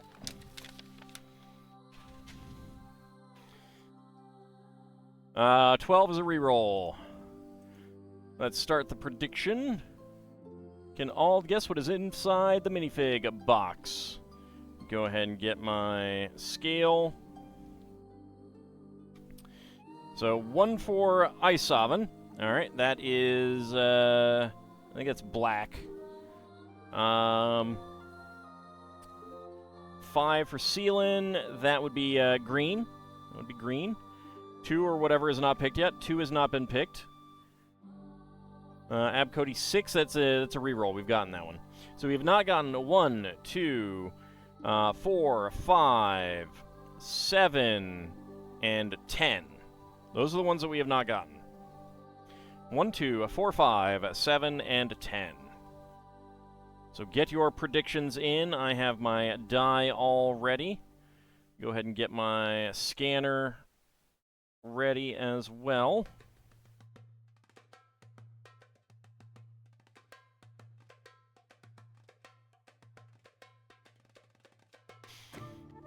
So get your predictions in, and we will make a guess. Then I will weigh it. Then I'll roll a die. Then I'll weigh it. And we will see what we get. Abcody 5. All right, that is also green. But get your predictions in. Can I guess what is inside the minifig box? Got about 30 seconds remaining. Imagines Gordon Ramsay as a Minotaur. Minotaur, world-famous chef and a world-famous Leonin food reviewer. There'd have to be a lot of Leonins to for that person to not be immediately obvious when he goes into a restaurant.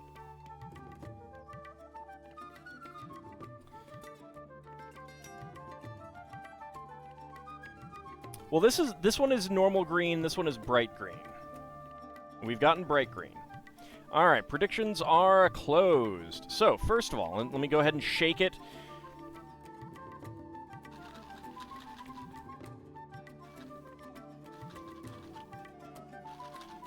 Okay, yeah, that sounds like green. It sounds like green. You can tell by the sound the parts make. All right, now the die. That is 9. We have gotten 9 already. 2. So that is 2.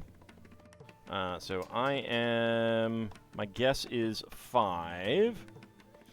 And let's go ahead and weigh it.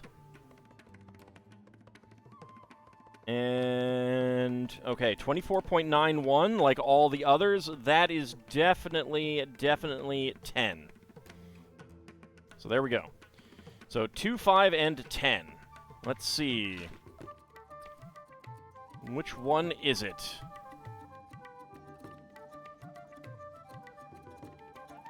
That is Aston Martin. That is the green. That is 5. All right. So that is my guess. I was correct. See, I told you guys. I told you it sounded like green.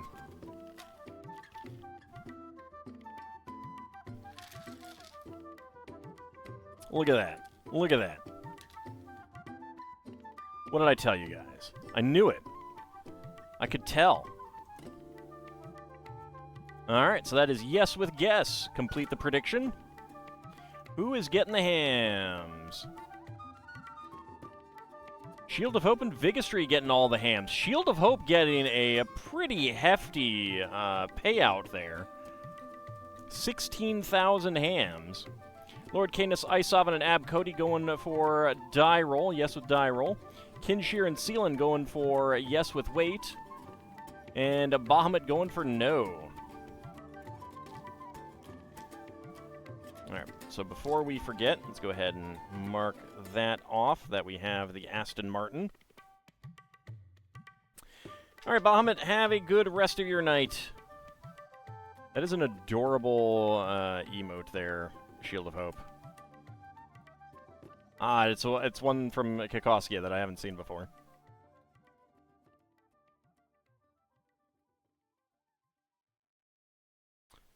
Wants to know the source of Ald's apparent ability to identify the sound harmonic of colored plastic. I'm just that good.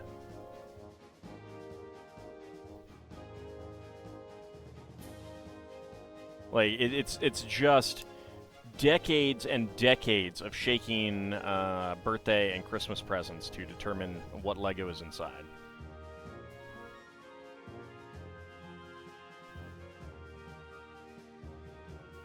Maybe a little bit psychic too.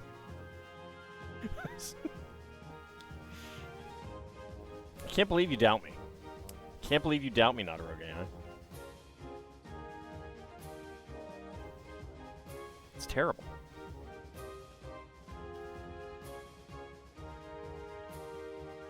Doubting me.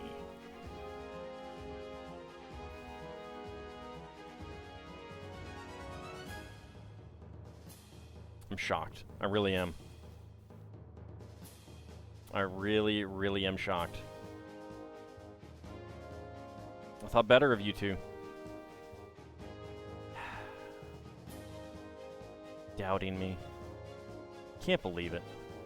Oh, it does even say Aston Martin on the 1x2 tile. Black 1x2 tile, it says Aston Martin. I'll have that as make a little Lego Aston Martin dealership.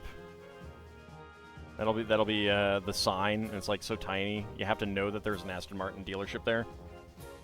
Wow, now Isovan is doubting me? That's terrible. What's wrong with you guys? So mean.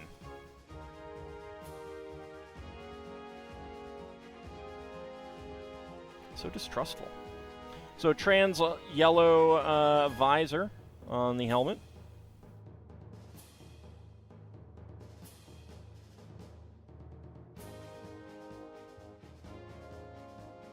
Okay, probably should have put this in first. I don't know why I didn't, but I didn't.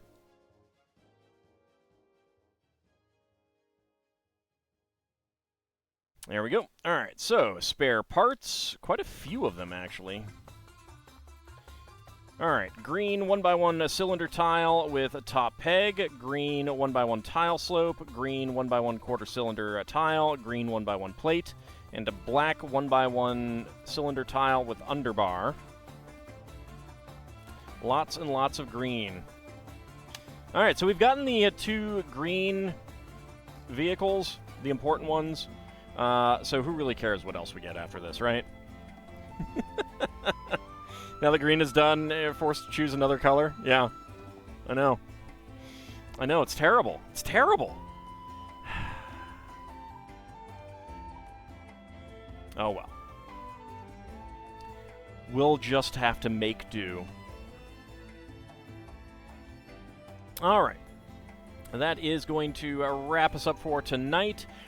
We will be back tomorrow for some more Spelljammer. We'll be back on Monday to finish this build up, which are still in play. 1, 2, 4, 7, and 10. So this whole first column, and then the number 2.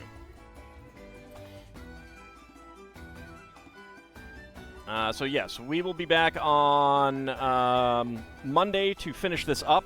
Then after that, since we're going to be doing 6 hours, and it is not going to take 6 hours to finish this, we are going to be pulling something else out, and the whole rest of the week is all going to be Halloween style or themed builds. So let's go ahead and head on over to Lunatastic. So I want to thank you guys for coming on out. We will be back next time. See you then, everyone.